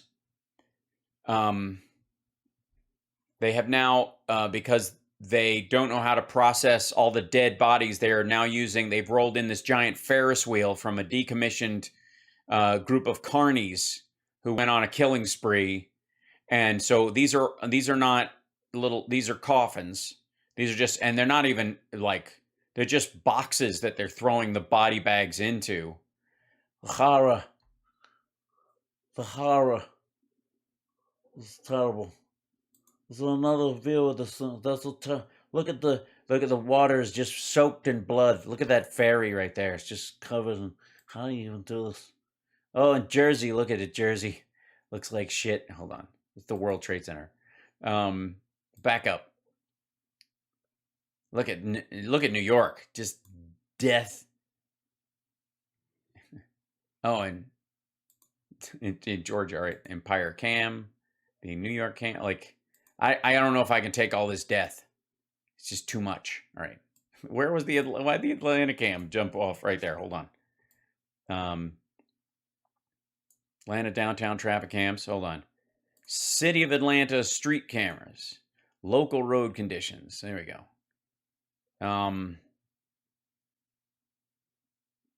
There is a obviously. Whoops. Hold on. Live cameras all over. I mean, it's look at this. Just shootings. Just you could see the muzzle flashes coming out of all the cars. Everyone's just racing away from the. There's one car that's been shot, and that I know you think that's a guy changing his tire. It's not. He's dead. They had to shut down the Peachtree one because it violates the terms of service of the Amazon web hosting thing that they're on. Look at this. Just road rage.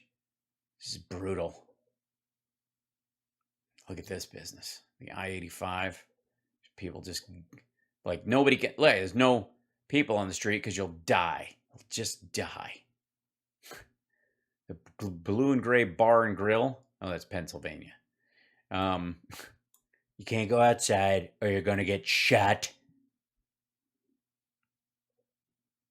This goes on and on. On and on, never stopping. Just last month, a 20-year-old woman was brutally gunned down in New York, shot in the head while she pushed her 3-month-old child in a stroller.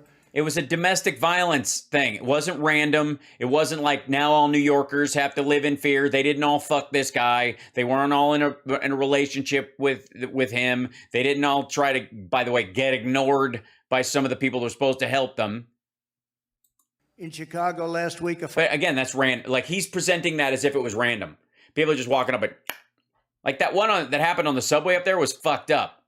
That's a real one. That's, you know, but it was a Goldman Sachs dude, so he can't bring that one up. He's got to bring up the woman that was killed by her former partner. 5-month-old baby girl was shot by a savage killer while riding in a car, in the backseat of a car. Did it for fun. Killed the baby for fun. No, he shot into the car for fun. He didn't give a fuck. It's not like he was like, there's a baby. In New Orleans, earlier this year, a 73-year-old woman was left dead after being carjacked by 4 teenage hoodlums. Hoodlums? All right. I thought we were going to get through these horror stories without laughing.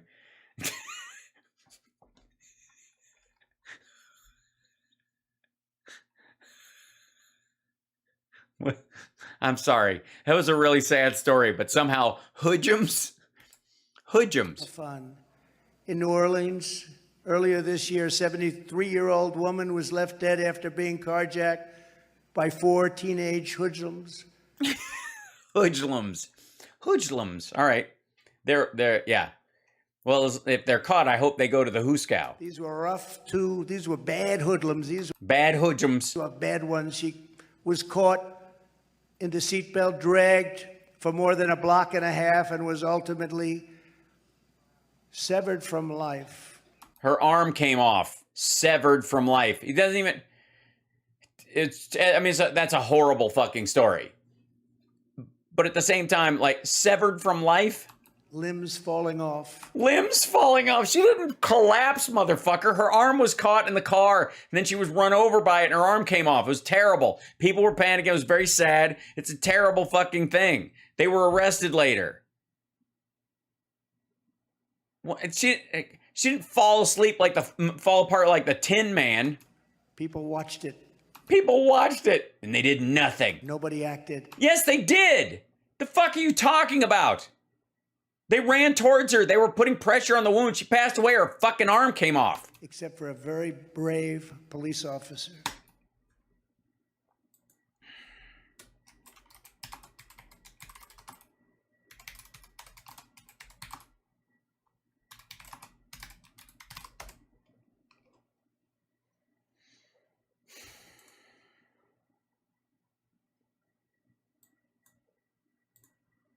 This is a story he's talking about. One of the most grotesque, surreal, horrific things I've ever seen. There's something really wrong when you have to walk outside your house this part of your day, that some woman is getting dragged down the street. This is a woman who was watching. Monday afternoon in Austin, Northcott, knew something was wrong in his mid-city neighborhood. I heard screaming like you're about to die sort of a scream, just not a normal scream. Those screams were from a 73-year-old woman, Linda Fricky, who police said was carjacked and dragged to death by her own SUV. Witnesses say it happened when a vehicle pulled up next to her in the 300 block.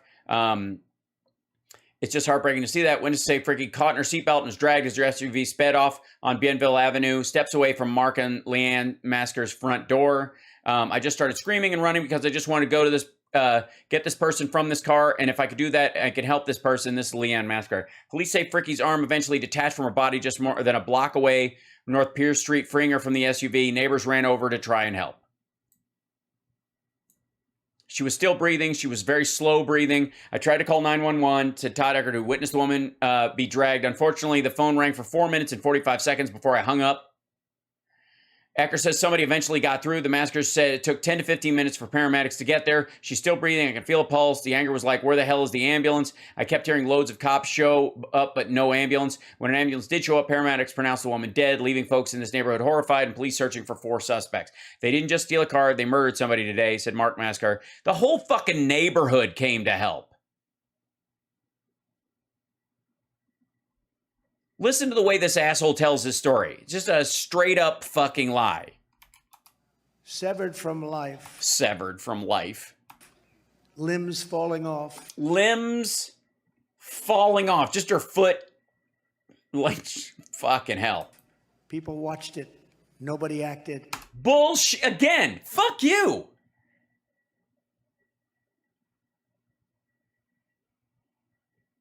How is that okay? How is Americans, maggots, I know there's a couple of you out there. How's it okay that he shits on your fellow Americans like that? Who did everything they could? Get the fuck. Except for a very brave police officer. Bullshit. Again, all of them were acting. All of them were trying to save her. People were calling 911. They were putting pressure on the wound. They were trying to keep her alive.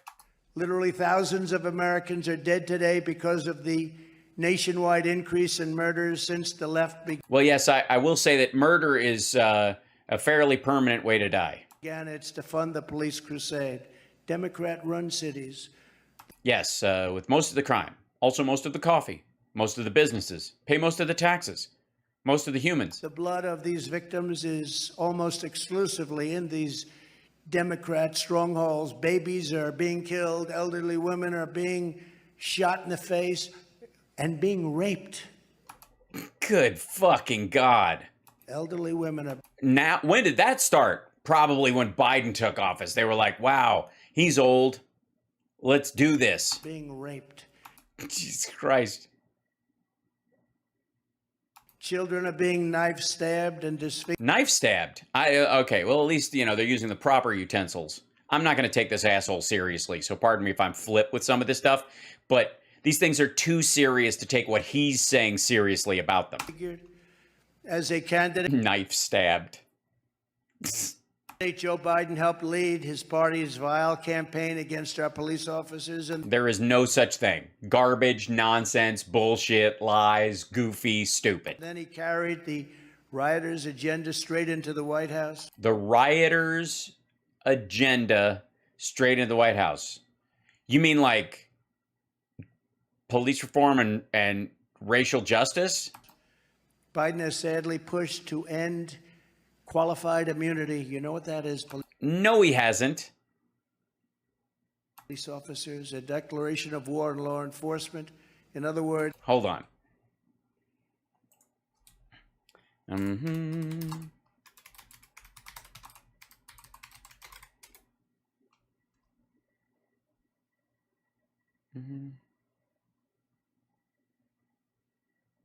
Let's see.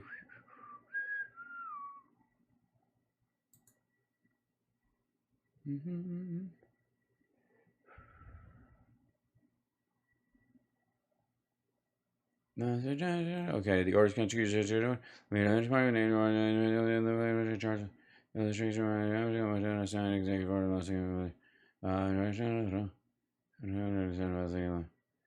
see, improving data collection, revising things, and then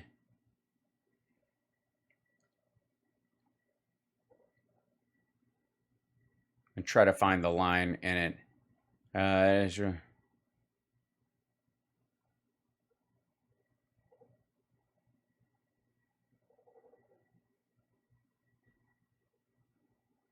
Yeah, here you go.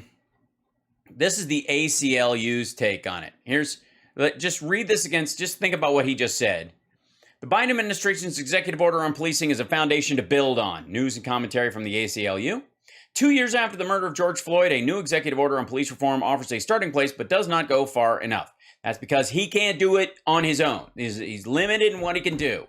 So shut the fuck up and get him more Democrats in the House and Senate, or just get used to the idea that he will either have to do this by executive order, which will limit what he can do, or everything that they try to do legislatively will just get punted down because you fuckers left him hanging out to dry. Okay, so improving data collection on bad cops and deaths in police custody, all that kind of stuff. Revising use of force standards, limiting the use of no-knock entries, limiting the militarization of law enforcement, credentialing of police agencies. You have to have proper training, blah, blah, blah. Leveraging federal grants. You can't get the money unless your people are up to snuff. Improving crisis response to include alternatives. Now, there's a bunch of other, like, it should have done this, and it should have done this, and it should have done this. And way down here at the bottom of the article, legislative action, by the way. See this?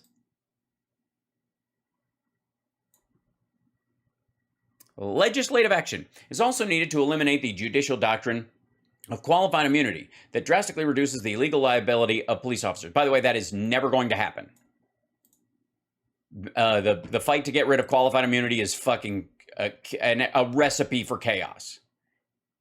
Otherwise, like, cops just aren't ever going to stop a fleeing suspect. The amount of, like, death and mayhem that will happen if that happens is just off the charts. Qualified immunity limits the circumstance in which an individual can sue a police officer for violating the civil rights only to situations where the behavior violates clear established law.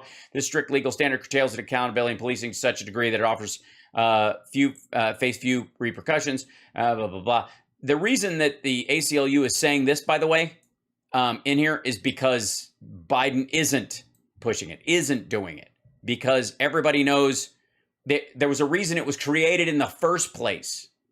It was actually an answer in some ways to Miranda, because on the one hand, Miranda gave victims more rights, or, of police brutality, for example, or suspects more rights in certain circumstances. But it also created an actual criminal-sided imbalance in a lot of cases, where the cops, they not only were able to shut up about this stuff and just basically lock out their ability to be questioned or these kind of things, in comparison to what they could accuse the cops of doing in the first place, which the cops did not have the opportunity to have sort of a Miranda-like situation. They had to ask questions. They had to be engaged. They had to deal with this person. And then this person, just go watch the original Dirty Harry was a film directly reflective. In many ways, like Smokey and the Bandit and Cannonball Run are a response, social response to the 55 national speed limit. That the original Dirty Harry is about Miranda. Go watch it again. Let the policeman go out and hire his own lawyer and protect himself, because we don't give a damn about them. Yeah, that's not how it works anyways. And that's what's happening. No, it isn't. That's what's happening. And that's what's happening now. Right, Raj? With crime. With crime. Which is our topic tonight. A man slashed police access to surplus. Think of this. A man slashed police access to surplus because Biden said they can't have surplus military gear. A man. And that's what's happening. With crime. With crime. With crime. A man slashed police access to surplus. Think of this. We had surplus equipment that I made available, and they took it away, and they took it back because it looked too militaristic. This was equipment that was sitting in warehouses all over the country, billions and billions of dollars. It was just getting old and tired and dusty. Yes, and it was unnecessary for law enforcement. They had better options, better suited to rural and urban engagement. And unloading this shit on these police departments, they had to maintain it. It burst their budgets, and it wasn't fucking useful. And we were paying lots of rent to probably a lot of friends of government. So we thought, why not get those rent payments off of my budget and put it on the backs of local police? And make them store it. I took that equipment and I gave it away to all of the police departments all over the country. Now they're taking it back from the police departments because they think it looks too militaristic. Much of it is safety equipment so that policemen and women can live. Policemen and women. Joe Biden signed an executive order effectively defunding police departments and staffed his administration with... No, he didn't. Let's see. Here's what the executive order included. Here's what it is. Effectively. Improving data collection, revising use of force standards, limiting the use of no-knock entries, limiting the militarization of law enforcement. That would be his I'm guessing that's where he's using a term of art to go with the defunding, by taking back useless gear. Credentialing in police agencies, the Attorney General will develop and implement a process by which state, local, and tribal law enforcement agencies will seek accreditation by an independent entity. Setting a federal standard, leveraging federal grants. Federal discretionary grants will be awarded to state, local, and tribal governments to encourage compliance with the executive order. This will include an assessment of what discretionary grants will be limited to law enforcement that achieve accreditation. So they're going to, if you meet these standards, you'll get more money. They didn't take any away. Fuck, this is dumb. With an army of anti-police radicals. I'm sorry, with the who? Joe Biden signed an executive order effectively defunding police departments and staffed his administration with an army of anti-police radicals. Radicals. Those are the worst.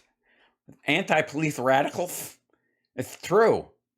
You got to be aware of this, people. Don't suffer and succotash. Job number one for a new Republican Congress will be to stop this extreme agenda. That isn't happening. Hey, what an easy job it is. Right in its tracks. We want law. Right in its trash. Uh-oh. The teeth are starting to slip. Law and order. And then we need to elect a Republican president in 2024 to bring Joe Biden's reign of lawlessness to an end. It's not gonna be you. It's not gonna be you. You've got no fucking chance in the world. Look at that miserable look on your face. You're sad and lonely. You're a big fucking loser. And you're never going to be near the levers of power again. Never. Magoo. He liked the song. Hi, how are you?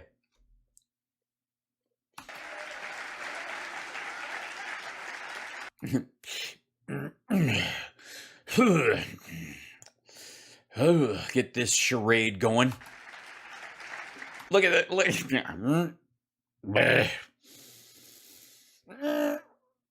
God, I can't. Oh, God. If America restored a proper approach to policing, prosecuting, and jailing, we would immediately cut violent crime in our major cities in half. And yeah, the federal government doesn't control local DAs. And that's not a factor of anybody but the mayors in those cities. Very quickly. And the voters. Under the greatest mayor in New York City history, Michael Bloomberg? No. Rudy Giuliani. And he doesn't know I was going to say that. He's watching. Rudy's right now getting well. He had a big problem, a heart problem. He's in a hospital right now. Can you actually believe it? No, I can't, because when you said this, he was not in the hospital. He'd already gotten out of the hospital. But he's your friend, so how is it that I know this about your friend and you fucking don't? They put Rudy through. What they put Rudy through? What do you mean? Andrew Giuliani's fucking campaign staff? But he was a great mayor. He cut violent crime by 58%, and the murder rate was cut by 66%. In the same year that violent crime was going down all over the fucking country. A very short, an amazingly short period of time. What a job he did. He had a strong policy of stop and frisk. You know what stop and frisk is? Please describe it. I don't want to mention the words now. Yeah, stop is just a terrible word. I mean, I hear that they want to remove it from street signs because it's politically incorrect. And don't get me started on frisk. Frisky's buffet, the cat food, they have to change their name now. It's just buffet. And broken windows policing, you know what that is too? Tell us, please explain it. And while people don't like... So they're gonna give a ticket for broken windows. Yeah. You got a busted window, they're gonna fuck you up. like to talk about it. It's if somebody breaks a window, they minor vandalism and stuff like that. They police that harder, and the idea is that if you police more of that harder, then different levels of crime start going. Well, if they're locking people up for that, imagine what they'll do to me. And there's science around that. It's sketchy, but that's part of it. It really And by the way, he didn't invent it. worked. One regret I have as president. Al, do you know who stopped stop and frisks? The SCOTUS. Exactly. Steely Dan. But that's exactly why they were trying to, cut this in half. Oh, thank you, Marcia. Oh my gosh. Thank you so much. Thanks a lot.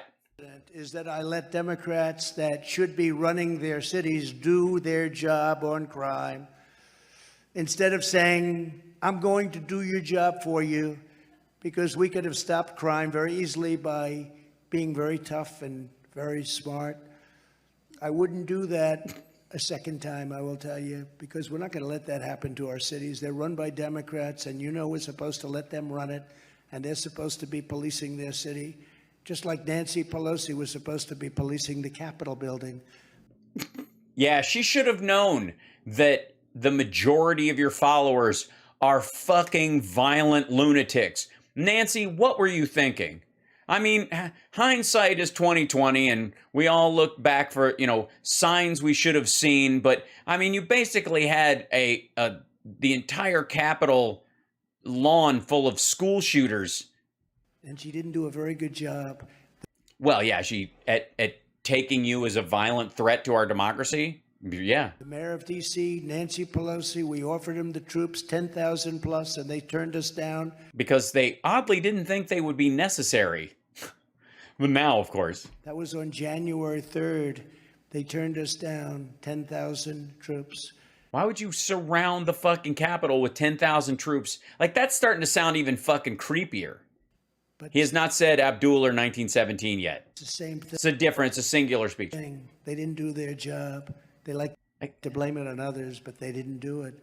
However, when the... Yeah, they should have had 10,000 soldiers there to open fire on your followers. That'll show them, like drug dealers. Just next time have them there, and if maggots show up, just treat them like drug dealers. This is what Trump wants for you. Rioters started knocking down statues all over D.C.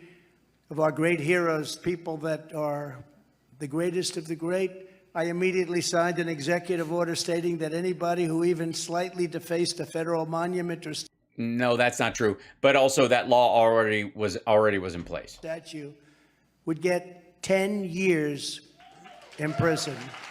Yes, that's the law. Already. And 10 years didn't mean 3 months. It meant 10 years.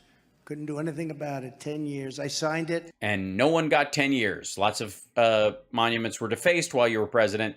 Nobody got 10 years. And immediately, everything stopped. But today... Well, no, it didn't, because you actually had to get the crowd dispersed to go to the church to hold your Bible upside down. That was after. It's become far worse than ever before with Republican victories in 2022 and 2024. We can restore tough on crime policies and much, much more. Yes. Surreptitious assassinations. Leave our police alone. Let them do their job. They know what to do. We have to allow them to do it. Yeah, but what they're supposed to do isn't to kill people that have not had due process, just for the record. Also, remind yourself that this asshole thinks that the January 6ers who are in jail right now have not gotten their due process, even though they all have lawyers they've hired or have been appointed by the state. They've all had bond hearings. They've all had a potential for a release date, but they were violent assholes. So the judge went, fuck that. You have to stay here, because you can't sit there in your bond hearing and go, if you let me out, Your Honor, I'll do it again. Like, all right, we'll stay in. Among the first bills we pass must be to fund a massive increase in the number of police officers in every city and metro area all across our country. Yeah, too late. Biden already beat you to it. And we want to get really good, powerful people. We want to get police that can be police. We don't want to hire people that they look at somebody and they're afraid. Fuck you. This dude can't even catch a fucking baseball without looking like somebody's trying to shoot him. Does anybody understand what I'm saying? That No. No one does. You just called what half of America's cops pussies, I think. Is that what we're supposed to take? Do you understand that, Tom Holman? I don't think so, Tom, right?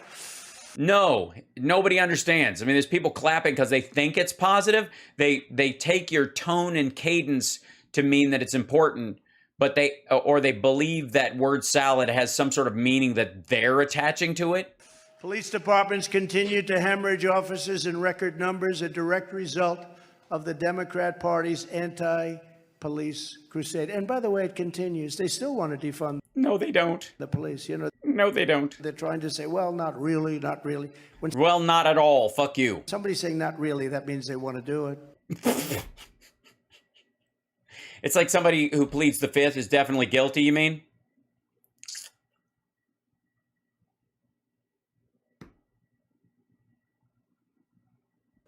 It goes on. A Republican Congress should help local communities hire tens of thousands of new police officers, and we will. That includes funding to ensure cutting-edge recruitment, training, and retention with high salaries, benefits, and retirement plans, because if we don't have police officers, our cities will quickly become even more of a living hell. Yeah, I don't think that's possible. I mean, I've seen the videos. I mean, we just looked at the Atlanta traffic cams. How can you become even more of a living hell? It's either a living hell or are there gradations? Is this Dante's living hell? Than they are right now. I mean, just take a look at the numbers. I thought Chicago was the worst. And then I looked at the numbers from Atlanta. I just said, it's just unbelievable. Yes, it's not believable. Not the way you present it. This isn't our country. This is not the United States of America. Furthermore, we need to stop conducting persecutions of officers who make honest mistakes and once again stand behind our brave heroes in blue. We have to stand behind them. Yes, that's the officers are concerned that if somebody stands behind them, they will get hit with a Blue Lives Matter flag. We must back them up so they can properly do their job. Oh, you mean up against the doors of the Capitol as you bash them in, basically crushing them in between?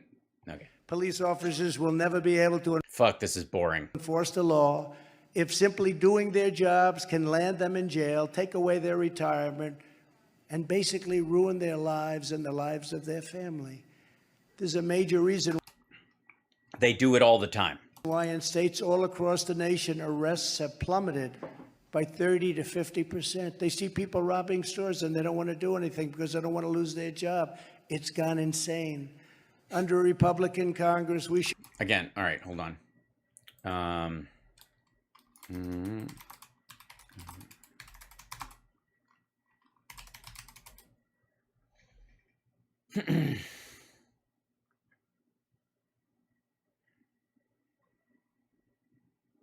Let's see.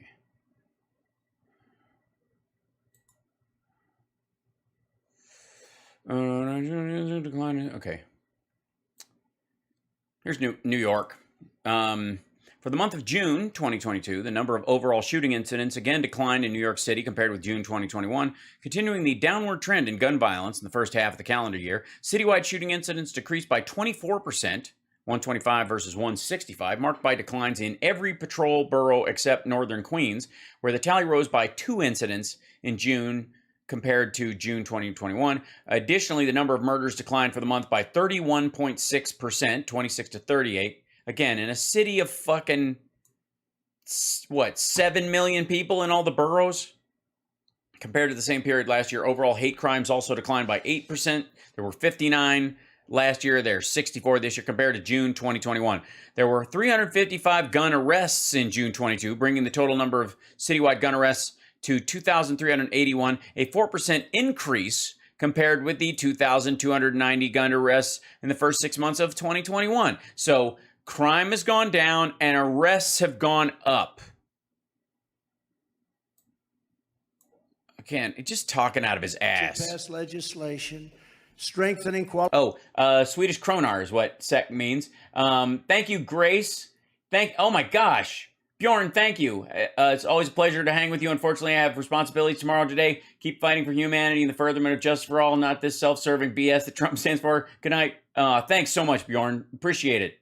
I look forward to seeing you in your own country one day. I would like to get over there. It would be lovely. Mysterious Monolith, thank you so much for that. That's really awesome. The president who loads exercise claims he would have run in there even if he didn't have a weapon. Oh, right, that business. Qualified immunity and other protections for police officers. Our law enforcement men and women do their duty to protect our country, and we must do our duty to protect them. And we have to start immediately, not later, immediately. But again, like, the fuck are you talking about? I think when he says we have to do it immediately means put me back in the White House. That's what he's talking about. Like, you need to overturn the 2020 election and give me back the White House. That when he says it, that's what he means. Bidenflation. You'll start in November by electing great America First Republicans. It's very important. Very important. Not me, of course. That also means giving them back their surplus military equipment. We want it to go back to them. No, because they don't need to keep that shit in storage when they're never going to fucking need it. In addition, we have to dismantle every single... Oh my gosh, thank you so much. Hold on. What is that? Thanks, guys. Street gang, cartel, and violent criminal organization operating in America. Prosecutors, no easy job, have to go after these violent criminals and really mean it. In many cases, however, racist prosecutors should also be vigorously investigated for their brazen violation of federal civil rights laws. It's happening to me with a racist attorney general in... What?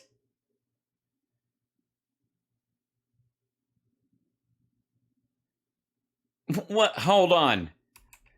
Also be vigorously investigated for their brazen violation of federal civil rights laws. It's happening to me with a racist attorney general in New York. This is anti-white bigotry from Letitia James. I mean, with a name like Letitia, how is she not a black nationalist? What the fuck? Who campaigned solely on the fact that she would get Donald Trump. I'm going to get him. Yeah, but not because of your skin color. I mean, orange isn't really a skin color, but also mainly because you're a fucking awful person. And you've been skirting the law forever, and it's about time somebody went after you. Knew nothing about me. I said, who is this woman? She crazy? A little bit? No, a lot. It's been going on for years as violent crime got worse and worse and worse. Yeah, why do they even do white-collar crime at all? I mean, that's what I'm talking about. Why are we ever going after white crime, much less white-collar crime? I mean, shouldn't I get a get-out-of-shit-free card? They devote their time and energy. We're going to get Donald Trump. They've been trying a long time, haven't they? Likewise, Biden has established committees to go after Republicans, and it seems as though the Justice Department and even local and state prosecutors have become weaponized. Yeah, he means Georgia. They're after politicians, not crooked ones. the people that are murdering people on the streets. Well, no, they're after them too. They have different groups for that. There's, they're not pulling people off a robbery homicide to do campaign finance violations or lying to the FBI. Just like a third world dictatorship, No. Democrats only see the law as a weapon to persecute their political opponents. Lock him up. Oh, no, sorry. While they let rapists and murderers go free.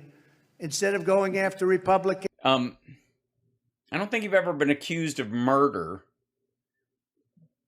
but I hear you. And conservatives and others They should be focused on taking down the gangs and the killers, the murderers. Yeah, they shouldn't go after the Enrons of the world or the Bernie Madoffs or any of that. Like, what? Come on. No harm, no foul. And instead of going after law-abiding gun owners, they should be going after the felons and career criminals with guns and... They do. Where are they going after law-abiding gun? Oh, I mean, you mean like the Uvalde and the Buffalo and the Highland Park shooters who were all legal, law-abiding gun owners up till the second they started slaughtering people? Enforcing existing federal statutes to get them behind bars. And they are existing right now. They're existing. So Strong statutes. they're very strong, and they're existing so strongly. Such strong existence. We have got to get away from these political witch hunts and start focusing on making America great again. That's what we want to do. Yeah, I mean, I had 4 years to do it. I fucked the pooch, but I still, The first step, of course, is to, hang Mike Pence. And did I say that out loud? I'm kidding. We have to stop fighting with each other and unify.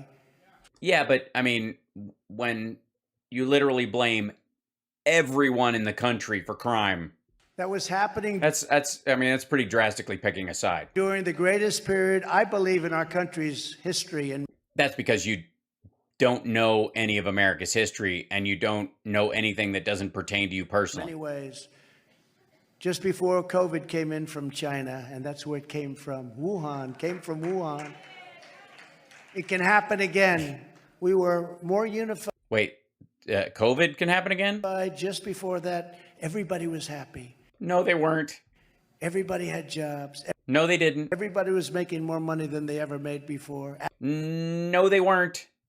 African American, Hispanic American. Oh, thank you, Stephanie. Everybody. Men, women. Thank you so much. Kids with no diploma, kids with a high school diploma, and kids that just graduated from MIT, first in their class. They were all making money. It was nothing like it. And then we had the horrible plague come in from China. Boy, oh boy, Boy, oh boy. If only I hadn't gotten rid of that pandemic response team. It had Obama's name on it, so had to go. Oh boy, oh boy. Boy, oh boy, oh boy. They cost the world $60 trillion, they say, what they cost the world. And that's the least of it. All the deaths. Everybody in this room knows probably many people that died. Uh-huh.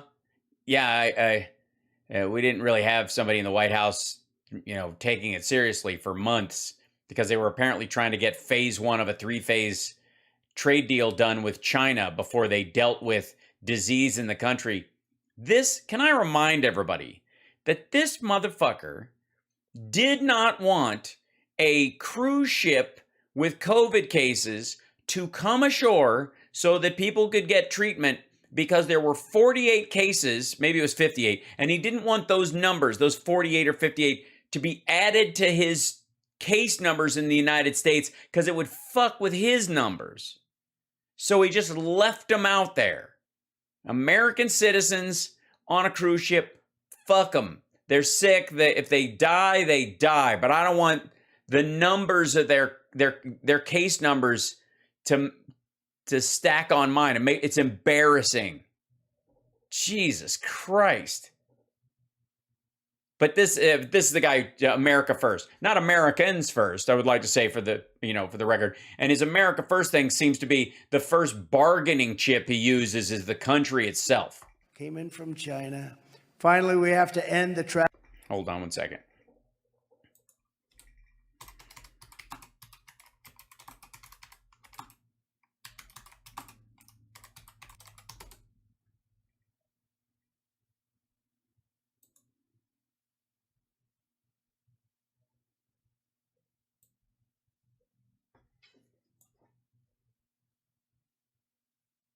Think about that shit for a second, maggots. Explain yourself. The fuck is that? What is that? You talk about how like the Access Hollywood tape should have fucked him. All that but this knowing how deadly COVID was and the age range of the people that were on that fucking ship, that a lot of them were in mortal danger.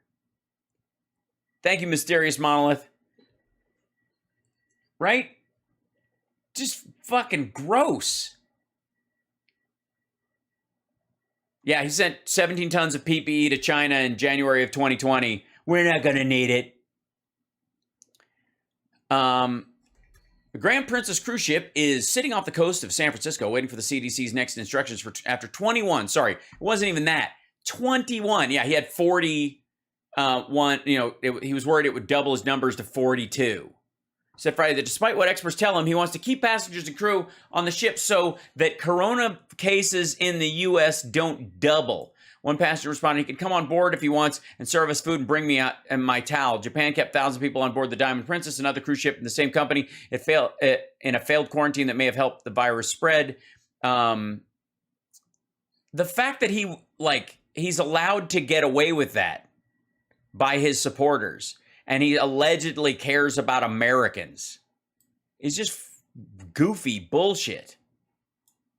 It's just gross. Privacy on our southern border once and for all. We handed Biden the most secure border in history. Yeah.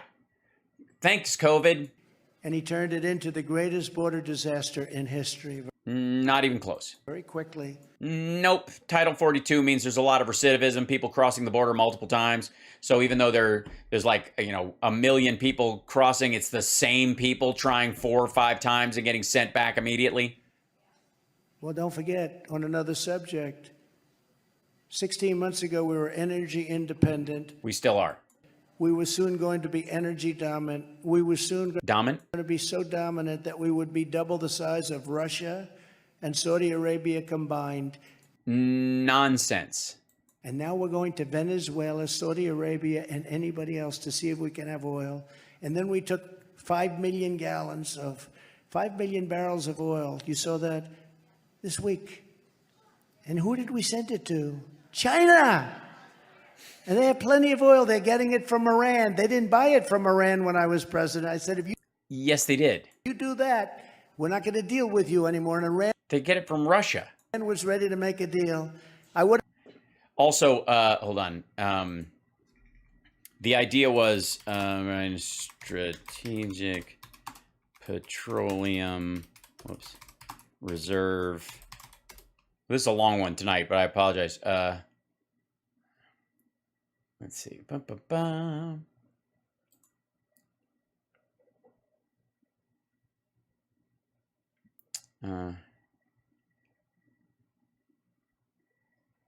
You're going to love this, by the way. Just keep in mind that this prick wrote The Art of the Deal. Okay? So the idea is that the 5 million barrels that came out of the Strategic Petroleum Reserve was released to the market. Not to anyone in particular, but to whoever would buy it. Because the idea is you add it to the market to lower the price overall so that the price goes everywhere. All right? This is just fun. Why is the U.S. selling stockpiled oil to China? Why? How are they doing it? Experts say it's reasonable to ask why, if the U.S. is trying to lower prices at the pump back home, it would sell oil from its strategic reserve to overseas companies. The reason?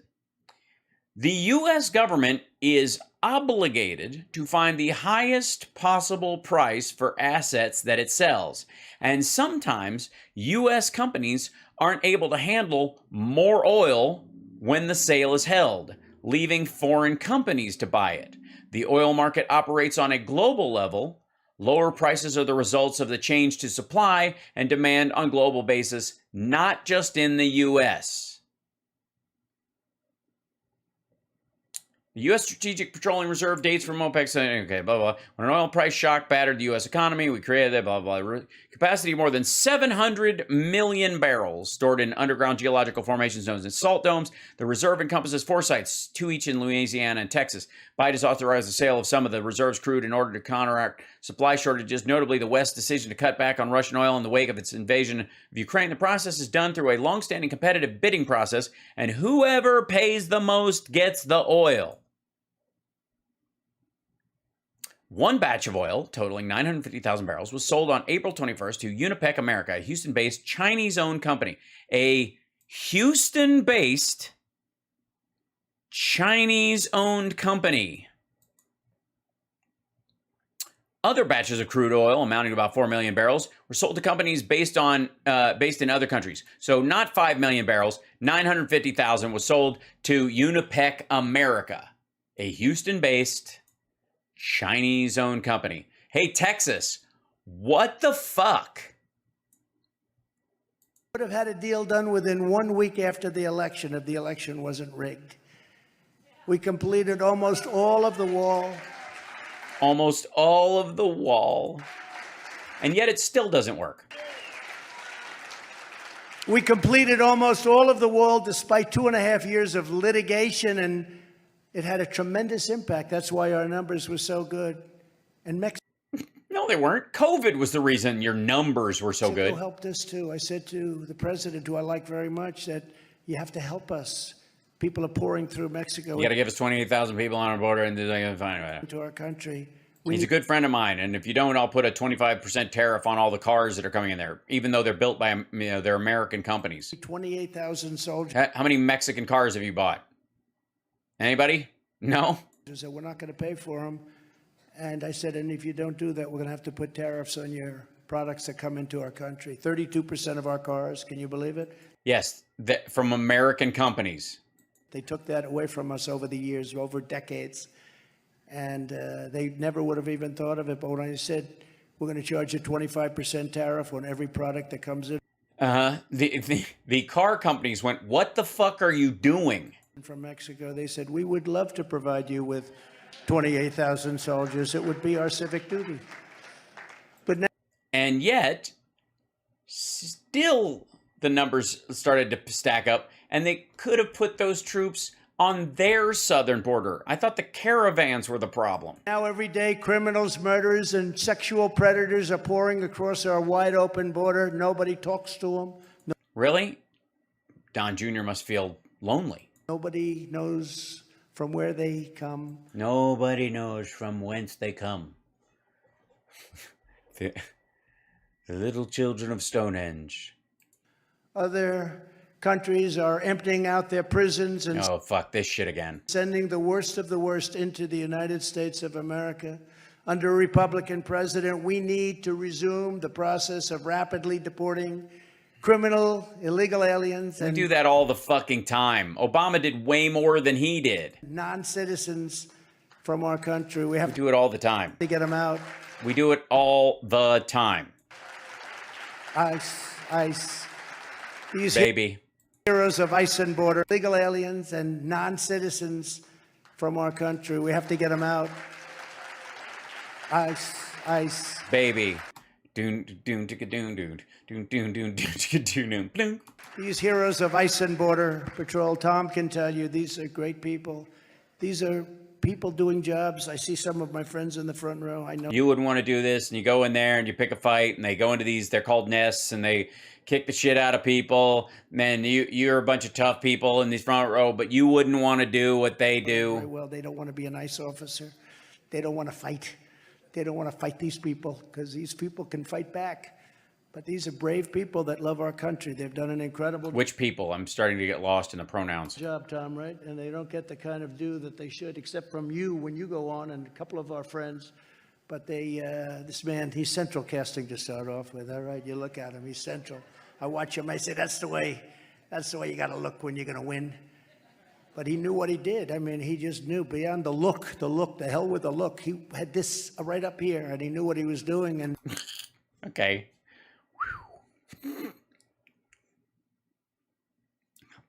Yeah. This is It's inspiring. It's very inspiring. I feel I'm moved. We set numbers that nobody thought possible. Yes, until COVID came along and they're like, oh, the whole world's shut down. So, But those numbers were obliterated almost immediately. Come on up and come into our country. Everybody just said, let's go. is that what they said? Last month, Tom, we had 141 different countries represented. Most people don't even know how many countries there are. They'd say there aren't 141. There are actually a lot more than that.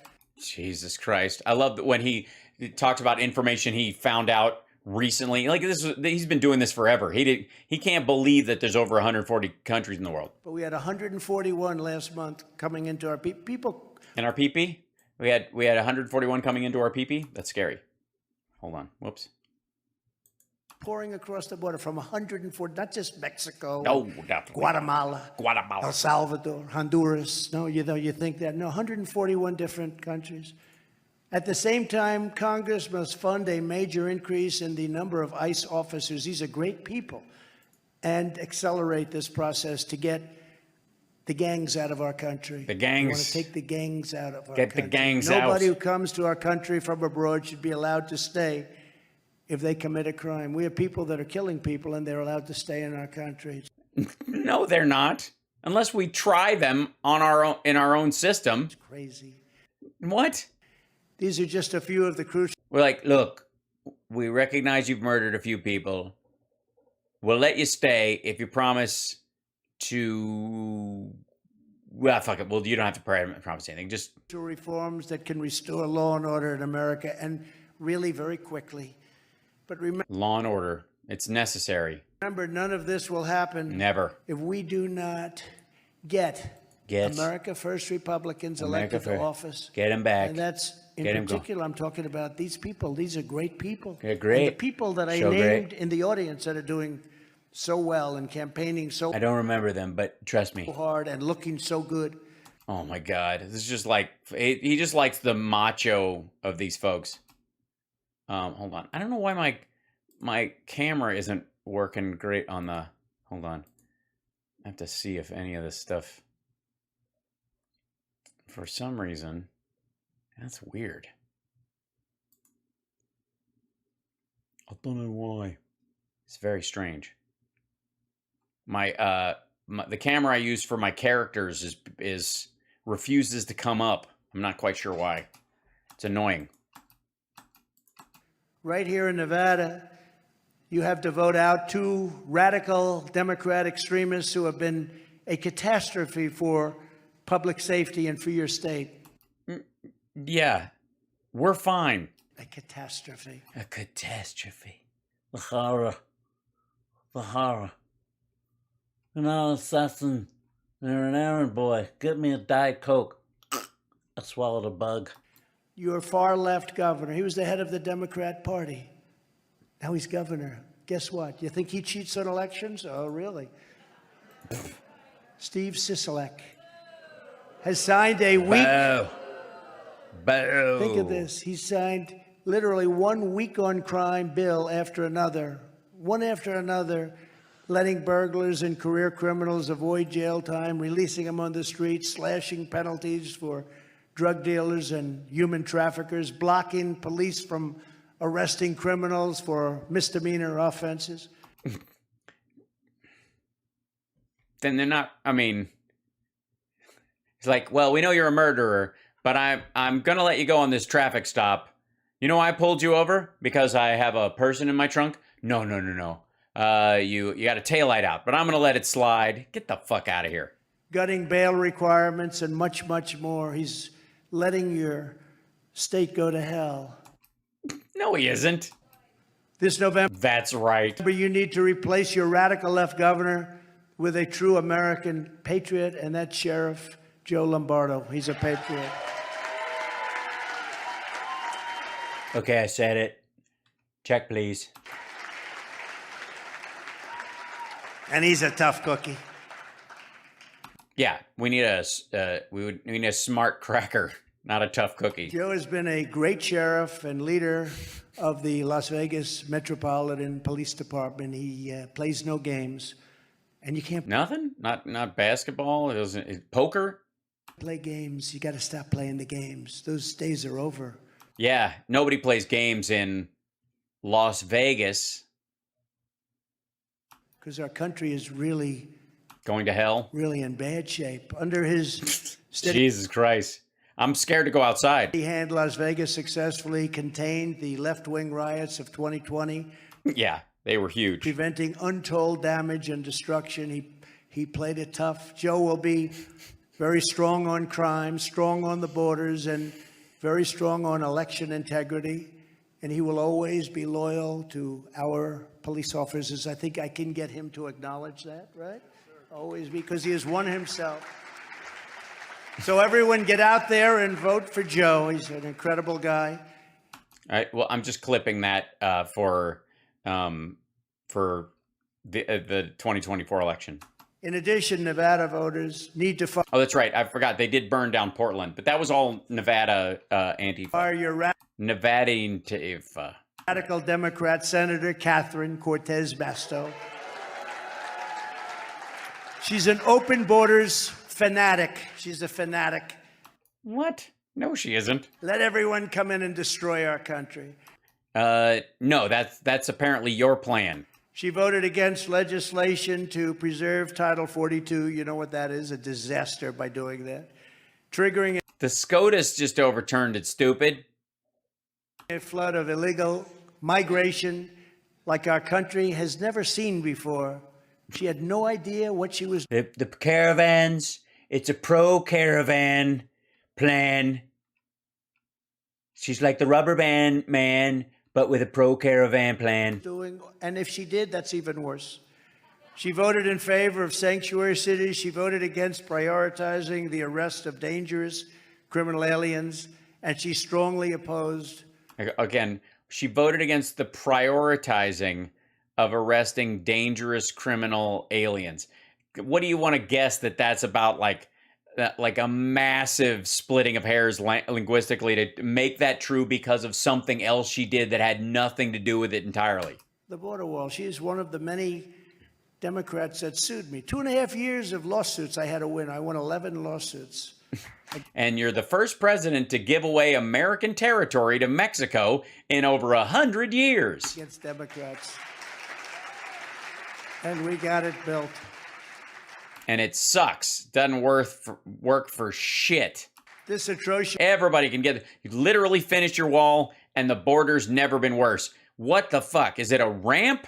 record is part of why so many police groups have withdrawn their support from Cortez Masto.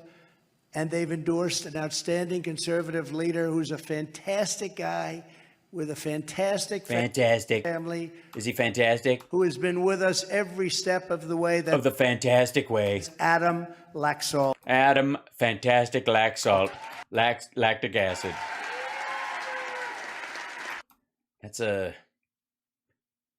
quite the profile you have there, champ. I'm just saying, maybe I'm getting too used to seeing the Rambo body thing.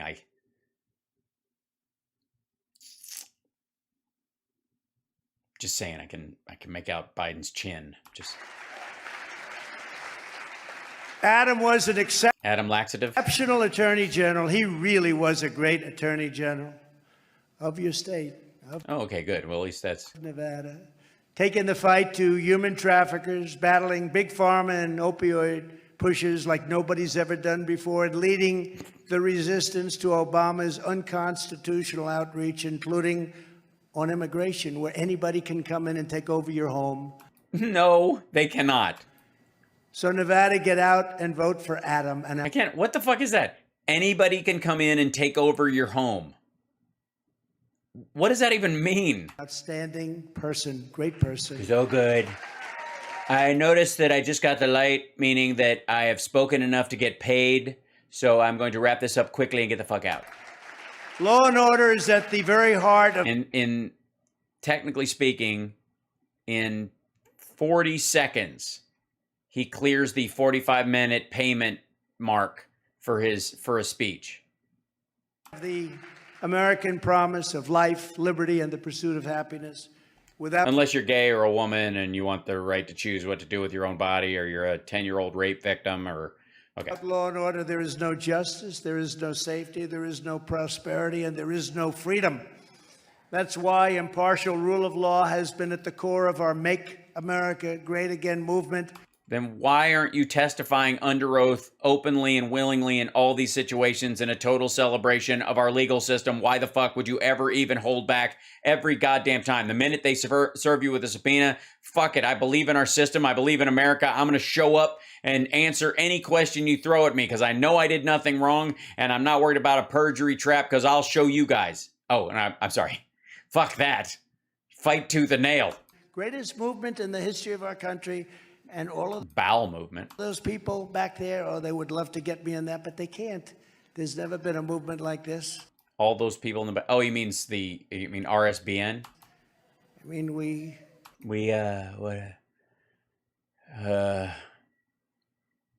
It's like, imagine traveling carnies. They just let people in for free. And instead of a tilt-a-whirl, it was just a tilt-a-bigot. had a president who ran twice and won twice and may have to do it a third time. Can you believe that? May have to. Not gonna. Look at that face. Just gnawing that. Whoops. The fuck was that? Did I lean on that? And we will defend our police in every city, every suburb, and every assault on law and order. Law and order. And we will all together make America great again. We will liberate our communities from the scourge of crime. We will protect the innocent. We will deliver justice to the guilty. And we will defend our police in every city, every suburb, and every community all across our land. I just want to thank you all for being this incredible group of people. Thank you very much. And I'm going to go get paid. We love your state. And please go out and vote for these people and these people. Thank you. Thank you very much. Great honor. Thank you. Oh, he's not going to do the dancing this time for sure. Hold on. Hey, good to meet you. Thank you very much. Sorry. Hey, I didn't mean to grab you by the pussy earlier. You're the most feminine one up here. So, hey, cheers. Thanks so much. Great. Okay, goodbye. Thank you, everybody. But you folks and those people over there, you. Okay, clap. Done. Thanks. Okay, that was a bunch of bullshit. Okay, I'm done. Check, please. Oh, my God. Bang, right? I was bang on about 45 minutes. That was a contractual 45 minute speech. That means he got paid by each of those campaigns.